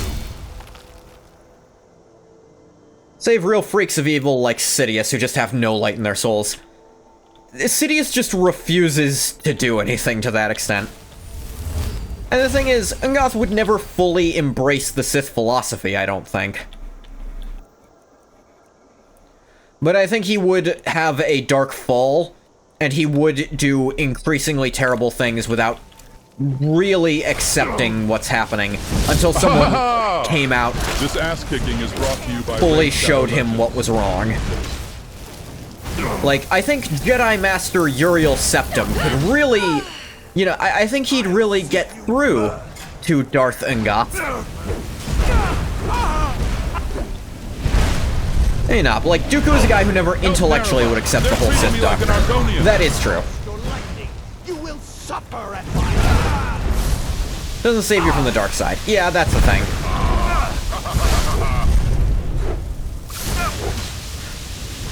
But yeah, just imagining this complete Star Wars rewrite. Oh. Darth Ungoth is turned back to the light by Jedi Master Uriel Septim. Or Or maybe he would fall fully to the darkness after his buddy, Jedi Master Uriel Septim, dies. And to be fair, a lot of Ungoth's worst stuff has been after that. After that huge disconnect. Although, it's worth saying that a lot of Ungoth's worst actions are very different from what motivate Sith worst actions. Ungoths are usually because he's disconnected from his emotions, whereas the Sith are usually because they're relying on their emotions. Fuck! I wish I was a little bit taller. I wish I was a baller. I wish I had a girl who looked good. I would call her. Think it should be Martin who saves him? Yeah, probably. Martin, that fits really well. Like, he was your father's best friend. Ungoth kills his best buddy Uriel. That's his cutoff, Mace's hand moment. Then Martin saves him. I don't know if I could see Ungoth killing Uriel.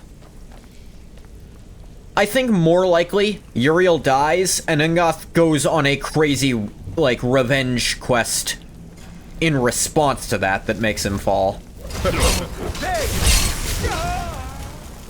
And he still has that moment where he kills probably a Jedi. But I see Uriel more being the catalyst for the change. Uriel's fate being the catalyst rather than the cause. Uriel is Pelinal, yes. I like it. No idea what that said.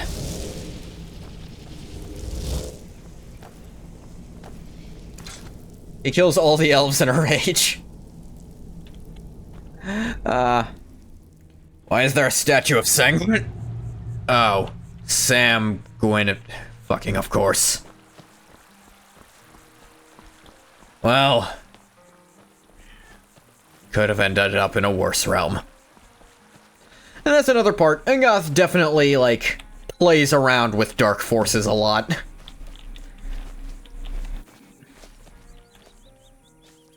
I feel like Ungoth would go into that rage, and then he'd just be kind of a Darth Vader figure where whoever had helped him get that far would kind of have him on a leash. I don't know, maybe Darth Azura? I think that could work well. Darth Hist? Because even in this lore, the Hist is not full good.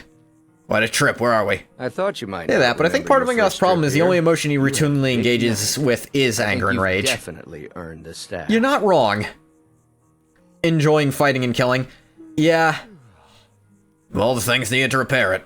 Oh, the Hagraven feather and so on. You can throw all those out. You see, that's some pure Sith stuff. You are not wrong. I really just needed something to. I think you do have a good point. World and spread merriment. So I guess Ungoth really is the Darth Vader of this alternate universe we've set up. And I suppose maybe Azora or the Hist is Darth Sidious in this scenario. What are you staring at? So this was all a prank? Just a prank? Just a prank? Sith suppress other emotions, just focus on rage and anger. Ungoth does that most of the time too. Pranks. Uriel is Padme. Kinda. But it wasn't the thing is, Uriel's death hit Ungoth way harder than... I can't even remember her fucking name. That should tell you why. Thanks, I guess. My pleasure. But I think it's time for you to go. No fun keeping you locked up in here with the staff. Meh. You look like you could use a drink. What do you say to some cheap mead? I don't think I'm ever gonna drink again. I thought this was the exit. Have some. Talon-J, would you please shut the hell up? Dark Elf Society in Morrowind is organized into great houses. Powerful political factions that control land, culture, and law. Each house has its own philosophy, traditions, and approach to power. Uriel was the only guy that prompted Ungoth to show love or compassion.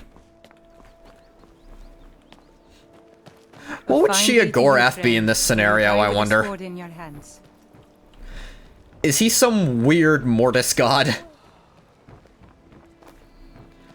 Some Sith who is not quite a Sith? I don't know.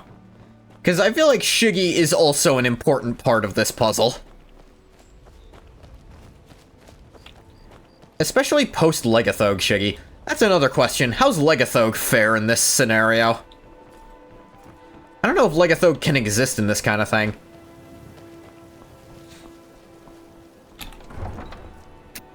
Legathog is so specific to Elder Scrolls. I don't know if you can really... At least the nature of his existence is so specific to Elder Scrolls. I don't know if he could fit into Star Wars at all. Although, you could argue he's kind of similar to... Well, Martin redeems him, kind of pushes Legathog out. Yeah, that's something I was thinking. That's another part of it.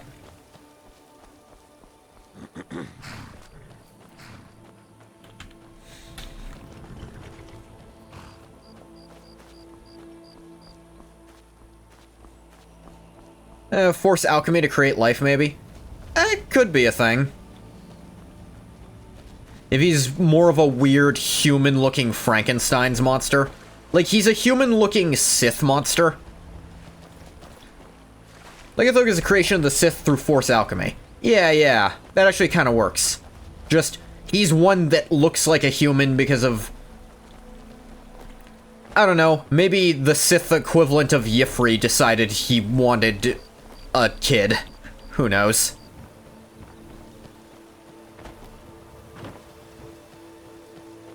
Like, Legathog being essentially a flesh golem is so important to his character, it's hard to do anything else. Which, by the way, flesh golem. Fun.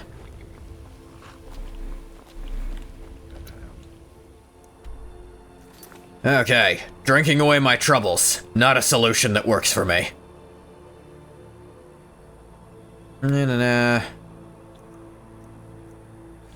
Dawn Guard, all the way at the bottom. They create him without feeling to be their best monster, but ironically he dislikes their agenda, because his lack of strong anger or rage means he just can't understand why he should do all that Sithy stuff. Yeah, I can see him, with complete detachment, doing a lot of the things they ask. But the thing is, he never really does dark side stuff. Like, he genuinely doesn't, like, fall to the dark simply because he can't really fuel the stuff with his emotions. Though I suppose that raises the question of, could he even do most Sith techniques like that then?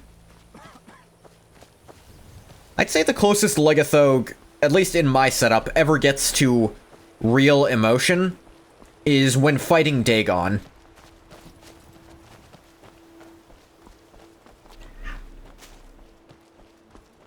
I don't know, I feel like they'd tell, like, Legathog would do something well. They'd give him, like, some kind of slave girl, tell him to have fun, and he'd just sit there and ask her weird, esoteric questions.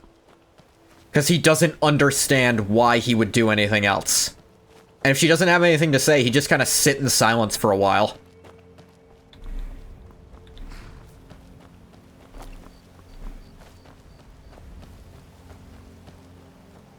They'd be like, you're supposed to be this Sith monster. Why aren't you exploding with all your emotions? Like, all my whats? I don't do that. Eventually it becomes a light side Mortis God thing to spite them. In doing so, he has become something alien to himself, so he still isn't really satisfied. Oh man. That would fit weirdly well, actually. I guess that actually could slot Sheogorath in somewhere. Because it's interesting, there was in old Legends lore a fourth Mortis god. The Mother, who had taken the power of both the light and the dark wells, and was driven insane by it. So powerful, she could literally completely mind control people from the other side of the galaxy.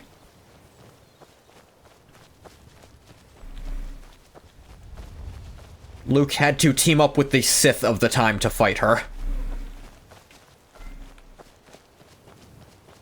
Or maybe that was something someone made up and told me about. I don't recall. How can I assist you, companion?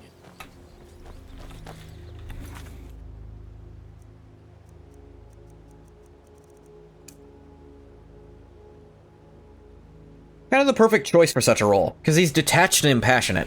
Yeah, he'd make a great light side Mortis god. What happened to... Am I insane?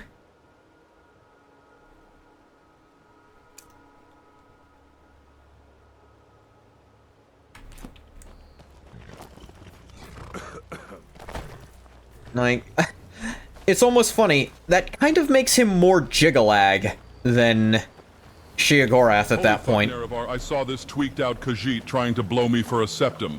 Said his name was Skooma Boy. You think his mom gave that name to him, or his pimp? I suppose that could be an interesting idea. Make it so he was, like, if Sheogorath is some sort of weird persona he created to try to be something, but in reality he's just this emotionless light side thing. Do what the will of the Force tells him readily, because he has no reason not to. Same time, he's accepted another cruel master and still not found himself. Yeah, kinda. Whereas Engoth... yeah. Like, what would the will of the Force tell him to do about Engoth is the question. Or would that even be an interaction at that point? What? I suppose the will of the Force at large, Engoth would be probably small potatoes for the Mortis gods. Unless he's really like the Darth Vader scenario. In which case, he'd actually be something Legathog is supposed to handle.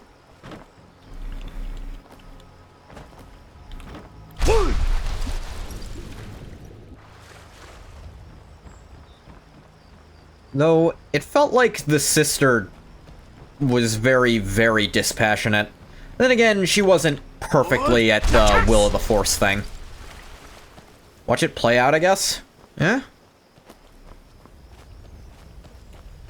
I mean, if Martin's supposed to bring balance by redeeming Engoth, so be it.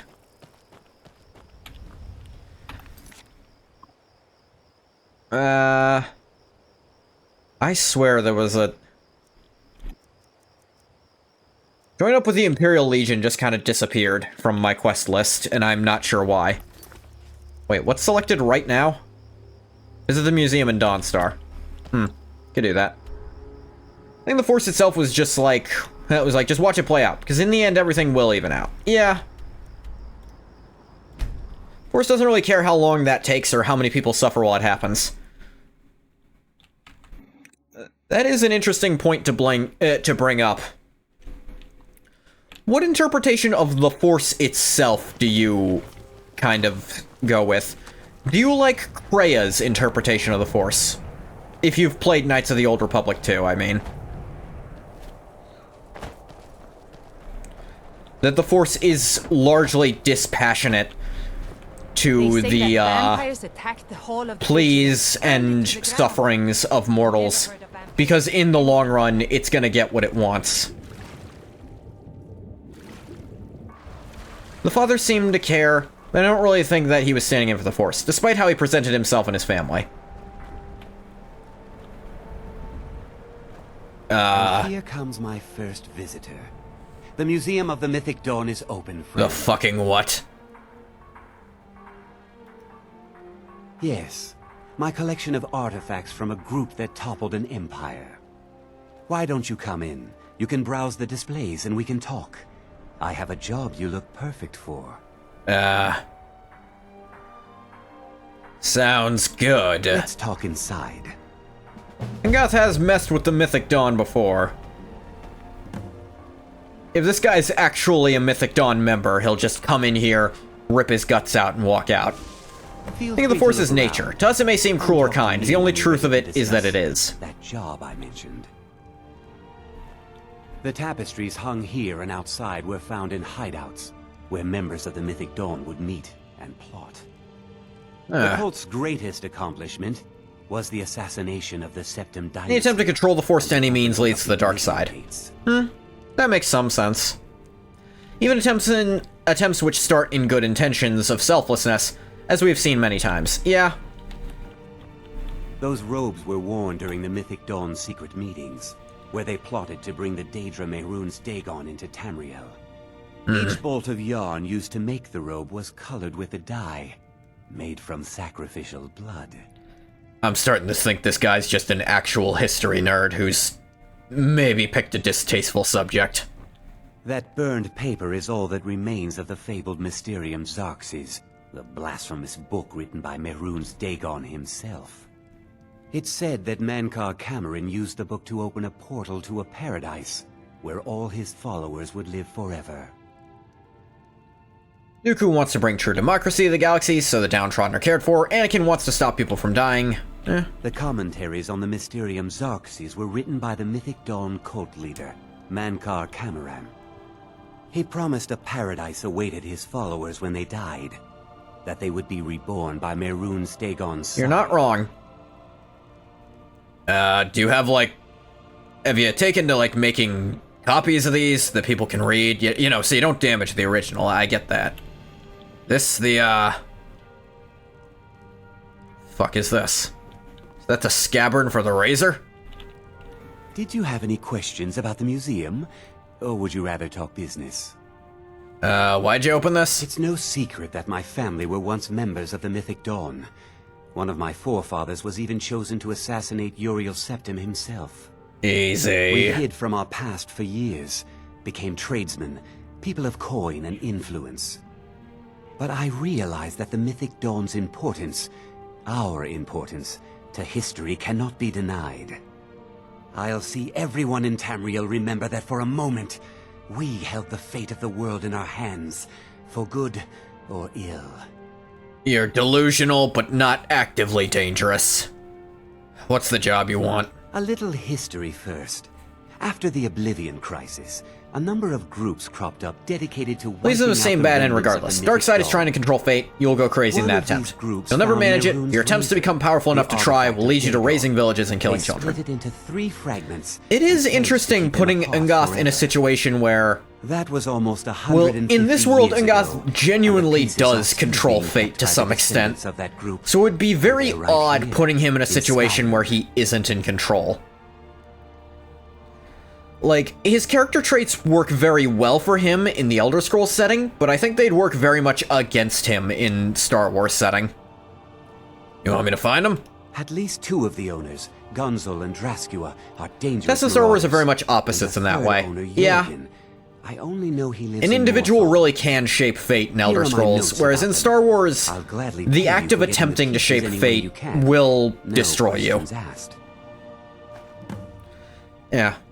I actually already have the shards. Look at them. The legendary sharpness of All a great Daedric heroes shape weapon. fate. It's what defines them. Marvelous. And here's your payment for the shards. Cool, cool. We just need the hilt and the pommel now. I knew these random shards of metal were gonna do something. Good luck finding the fragments.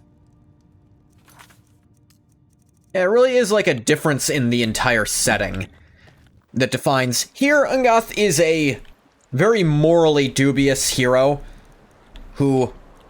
Hell, you can argue if he's done more harm than good by this point. You can argue stopping Yeagar Tharn, unquestionable good. The Warp in the West, I'd say that's a thing where Ungoth actually had not that much say in what happened.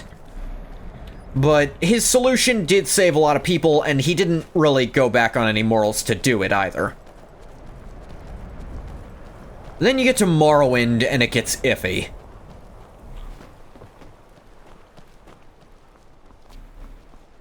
On the whole, Warp in the West was probably good. It was also called, like, the Miracle You're different, of aren't the you? Iliac Bay. Not like anyone Yeah, the Miracle else. of Peace. Not Morthal or Skyrim. Can Yeah. I help you? In Morrowind, it's like, stopping Dagoth or good? Wiping out a lot of the minor stuff he did there. Very iffy. Leaving for 200 years. And here in The meal is my Skyrim, responsibility. it's even iffier. That's what I care about. That's all. Understand? Also ended Orc genocide? Yeah, no, you're right. Looking for pieces of Maroon's razor. Don't know what you're talking about, stranger. Really? Silas says otherwise. I've heard of him. My father had suspicions about his connection to the Mythic Dawn. Orcs are just discriminated against, which is an improvement over the old I kill don't on need sight this. law. Yeah. My family wasted 8 generations keeping that razor safe from a dead cult. As far as I care, it can stay locked in my house. You won't miss it then. I don't care, but my ancestors do. You can't have it. Oh, the way he says that. Mythic Dawn. Alright, fine, I'll buy it. The Vines know Demille could use some new blades. Alright. It's yours. Here's the keys. Got a speech level for it's that. It's locked in the chest inside my house. Until next time. Alright, let's see. Keep your money. Mythic Dawn. Yeah. There's definitely arguments. It's really only once he got to Skyrim that Ungoth started being way more morally middling. Part of that, I will admit, is down to a lot of the Skyrim content kind of requires you to be evil, and I want Ungoth to interact with all of it. Oh, he's just like, okay, here's the key to my house, crazy weirdo. Go get the piece from my chest. Yeah, the chest he also keeps his life savings in. And it's not even considered stealing if you do take it. Please don't wake my sleeping wife if you barge in at night.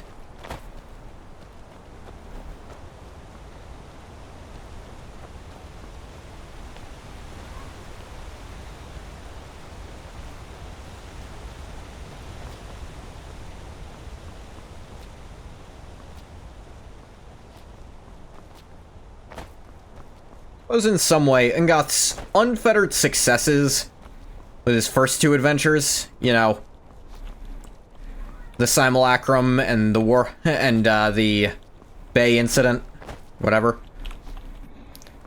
you want to call it. Those partially colored his own opinions of himself during Morrowind, where he really thought he could do no wrong by then. To be fair, it's because in the first two games you genuinely can't do any wrong other than siding with the Guild of Assassins, for one thing. And there's not a lot of moral choices. And, like, the only, like, real moral choice is kind of stolen from you by lore. Another dragon already.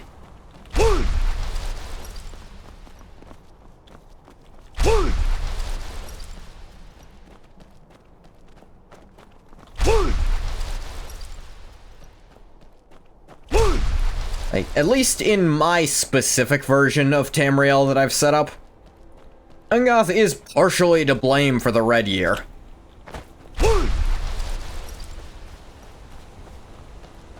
Like, he didn't do it, but he certainly didn't help.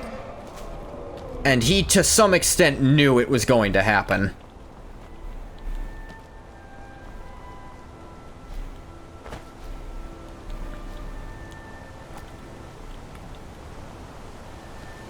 The big thing about Ungoth, again, is that he allows his faith to override his own principles sometimes. Because here's the thing, if the Hiss tells him it's better this way, he must be wrong.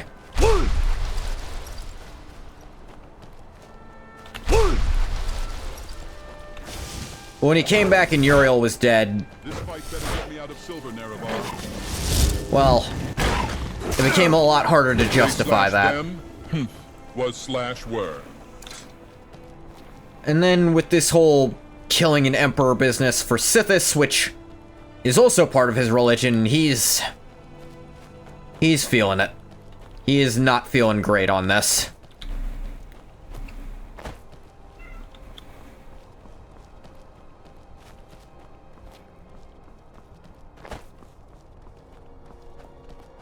If Elder Scrolls 6 comes out, and I can port Ungoth into it, I wonder if he'll be an even different character by then.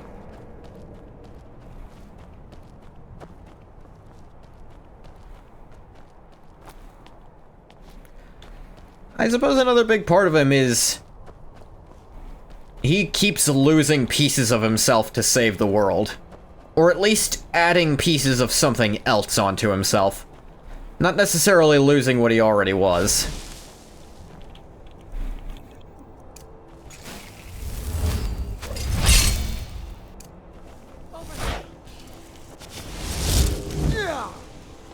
Gods, no. And it's like, yeah, when his ideals and the ideals of his religion aligned perfectly, he was a very happy Saurian. But now that that's not happening, now that stuff is a lot more gray. He's a very unhappy person.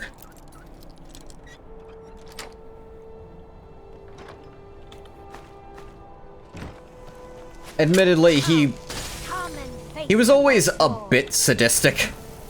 Well, not quite sadistic. He was always very bloodthirsty, I'll say. Because he doesn't necessarily enjoy inflicting pain. Maybe for every piece put into him, a piece of him has to be removed. It's possible.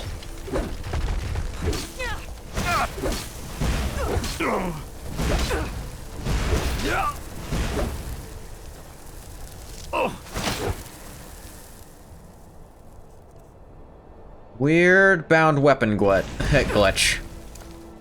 Sometimes bound weapons just stop doing damage. Thunder these nuts, puny and wise.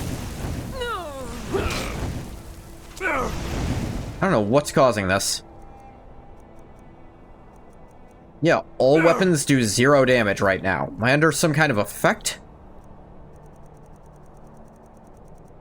Deep freeze. We out here cranking 90s on fucking Outlanders. I be spitting my game How much like of what a fucking remains is really what he frat boy was to with begin drunk with. high schoolers, wearing my sunglasses indoors, hitting that stroke game. Okay. I guess that deep freeze effect makes weapons stop doing damage.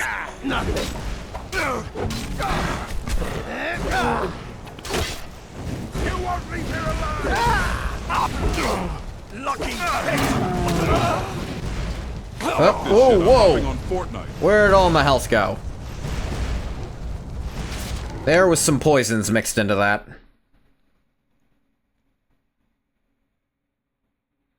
Didn't have mutagen up either. Dang.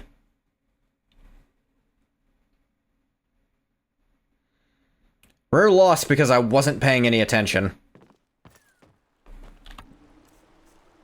This weird glitch.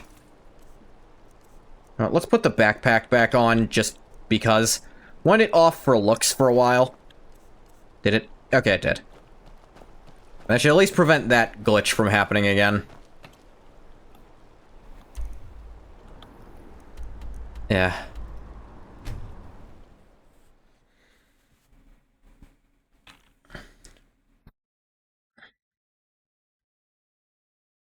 That is another interesting point between Legathog and Ungoth.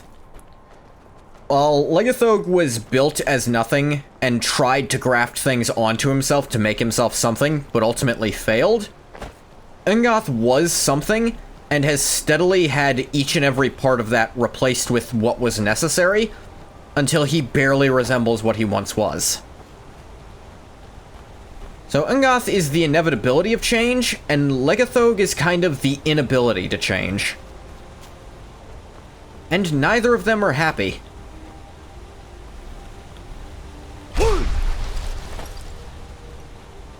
You could argue Legathog's not happy simply because he also doesn't exist.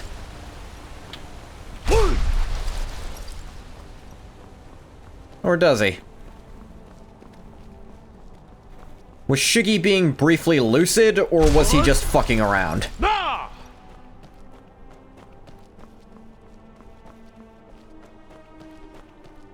Like, when Legathog finally did manage to become something different, but again, I suppose you can argue when he became something different, he became nothing, because now he's just a different person entirely.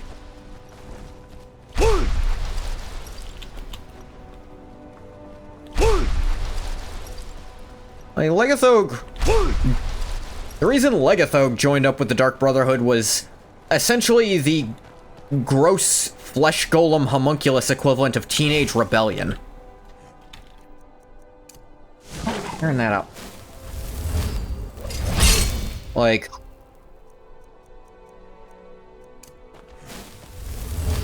wondering if he would start to feel anything by just... you know... being the opposite of what he's supposed to be, and it didn't work. Those ranked jerkmate lobbies really came in handy, huh, Nerevar? I don't know what the fuck that means. Oh great, I got the shout glitch.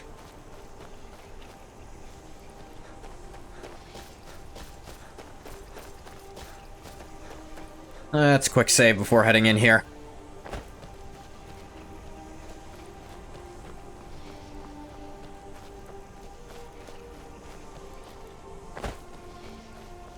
Kind of funny. Legathog might sort of be the end point of what Ungath is supposed to become, to just be the ultimate tool. Never should have come here. Yeah. I wonder if how I've set things up. Actually, that's a good question. I've set things up that lacking things, just completely lacking them.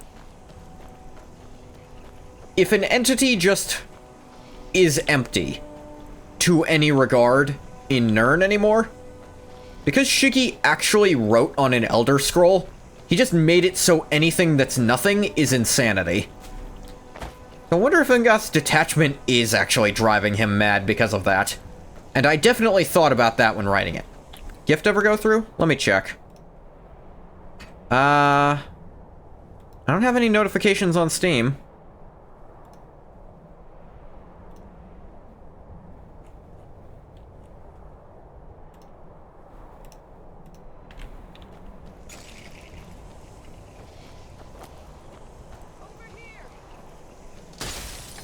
What is this bullfuck? You send it to the right person?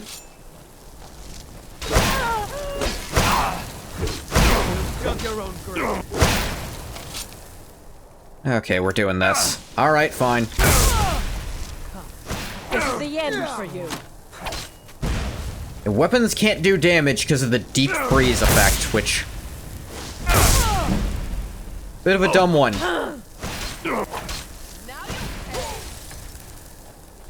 I think this is actually a really stupid effect. Because, okay, my enemy's using ice, so my melee build no longer works. I swear I'll kill you. Just I think that is the most annoying thing about this mod, actually. The deep freeze effect, because...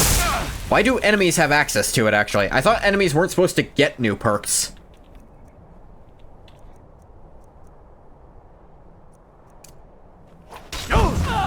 Well, I've got other damaging options. I'll kill you if I have to.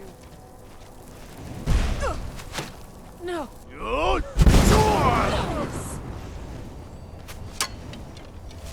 I swear I'll.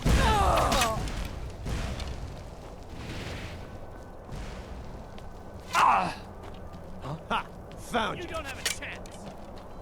It's Silksong? Sweet.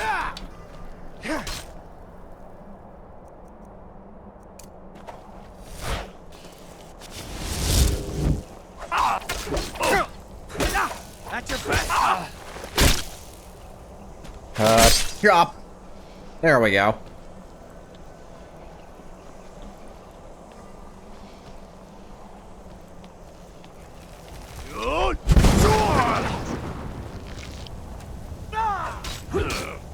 Show me what you got.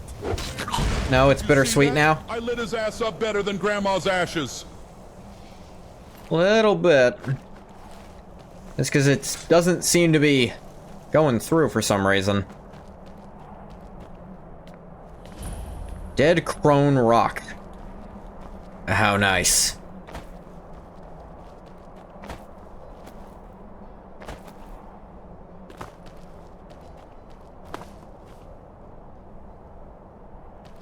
Ah, weird lighting thing.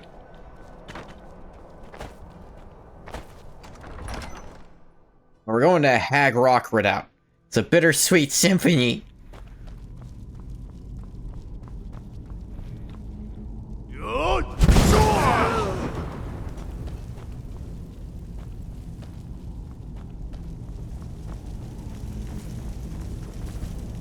Whoop. Warren.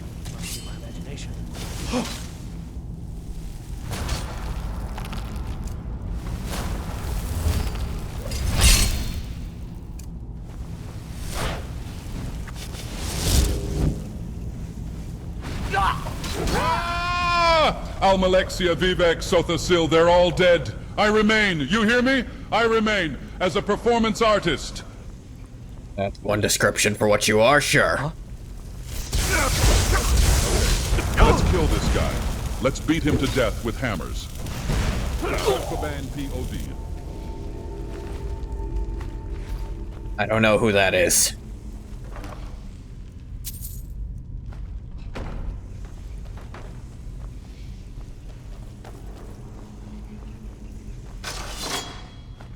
Do.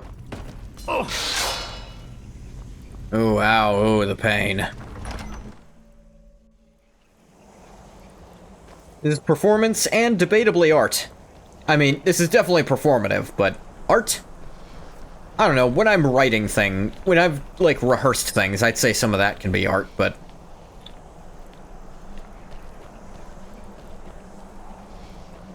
I suppose improv is kind of an art.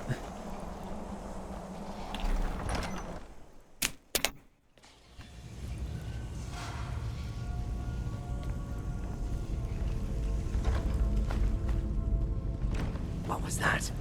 I'm going to soul trap your ass and enchant a fork.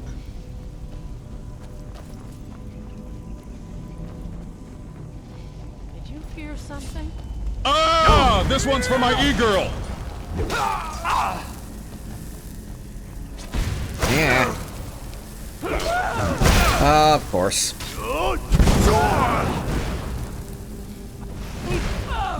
Well, at least I have options for when that happens. Like tears in rain.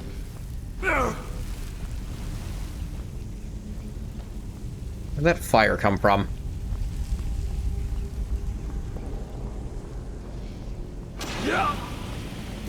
Where'd that fire come from, too?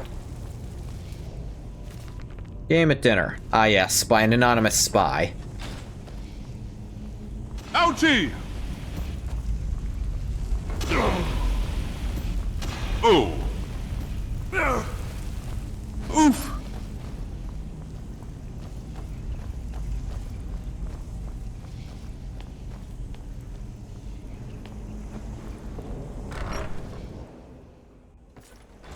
Look, Nerevar, I know you want to rub up on me, but give me some damn space.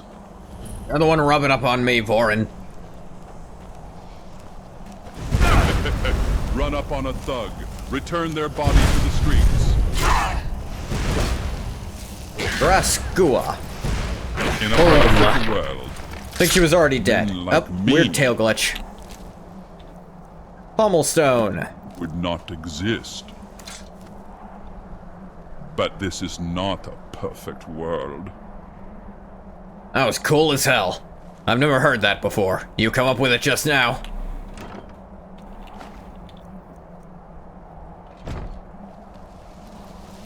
Sweet word wall. Run dismay. Never mind, it's worthless. Up, let's go down the fun way. Actually do section this off so you can get down without taking any damage. What's the word? Wall?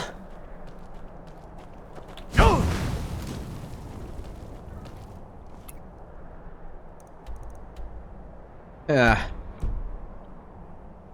Hey, what? We're gonna get back to Morthal, and then I'm probably gonna call it. Without finishing this quest. I apologize, but something's actually coming up.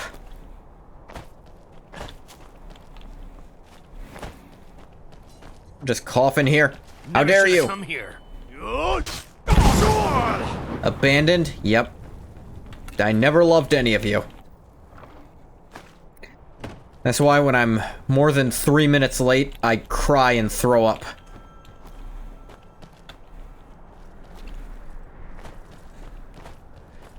You can believe that?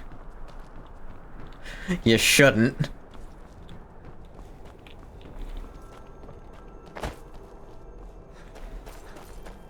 Fucking lying to you. I do it all the time. Not lying about the Silk Song thing. Actually, I'm still not seeing a message from Steam.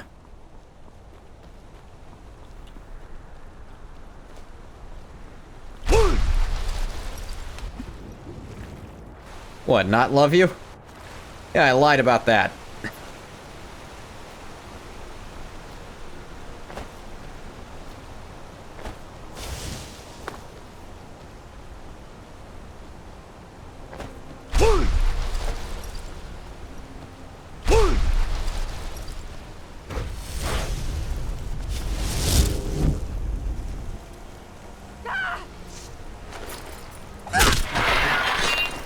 I don't know what's going on here, but you're ugly, so I killed you.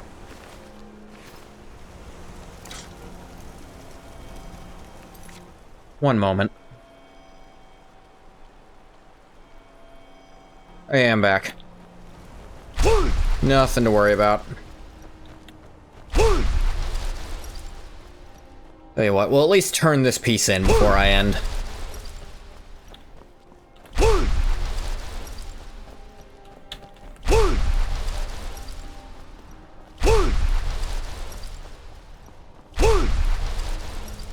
Really, I'm still glad I put such restrictions on fast travel. Part of it just makes me use this really, really useful shout a lot more. Good. Glad we straightened Heresy of the that out. day, embrace the greater good. I wouldn't be opposed to embracing a greater good, it's just what the Tau call the greater good doesn't sound that much greater or good.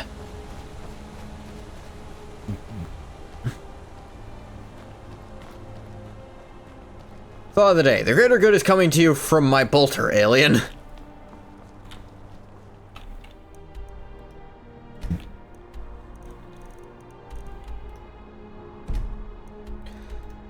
I'd love to embrace the greater good. As soon as the Tau find it, I'm sure they'll love it too.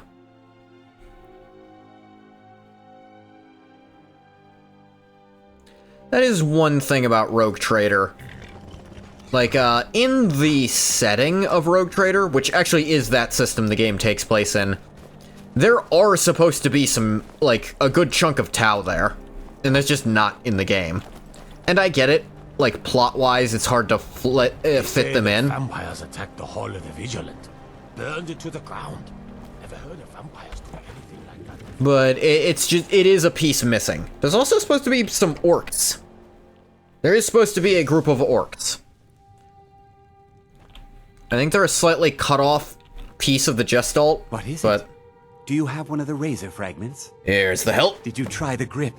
Isn't it eerie how it seems to mold itself into your hand? Oh, they all do that. Here's your gold.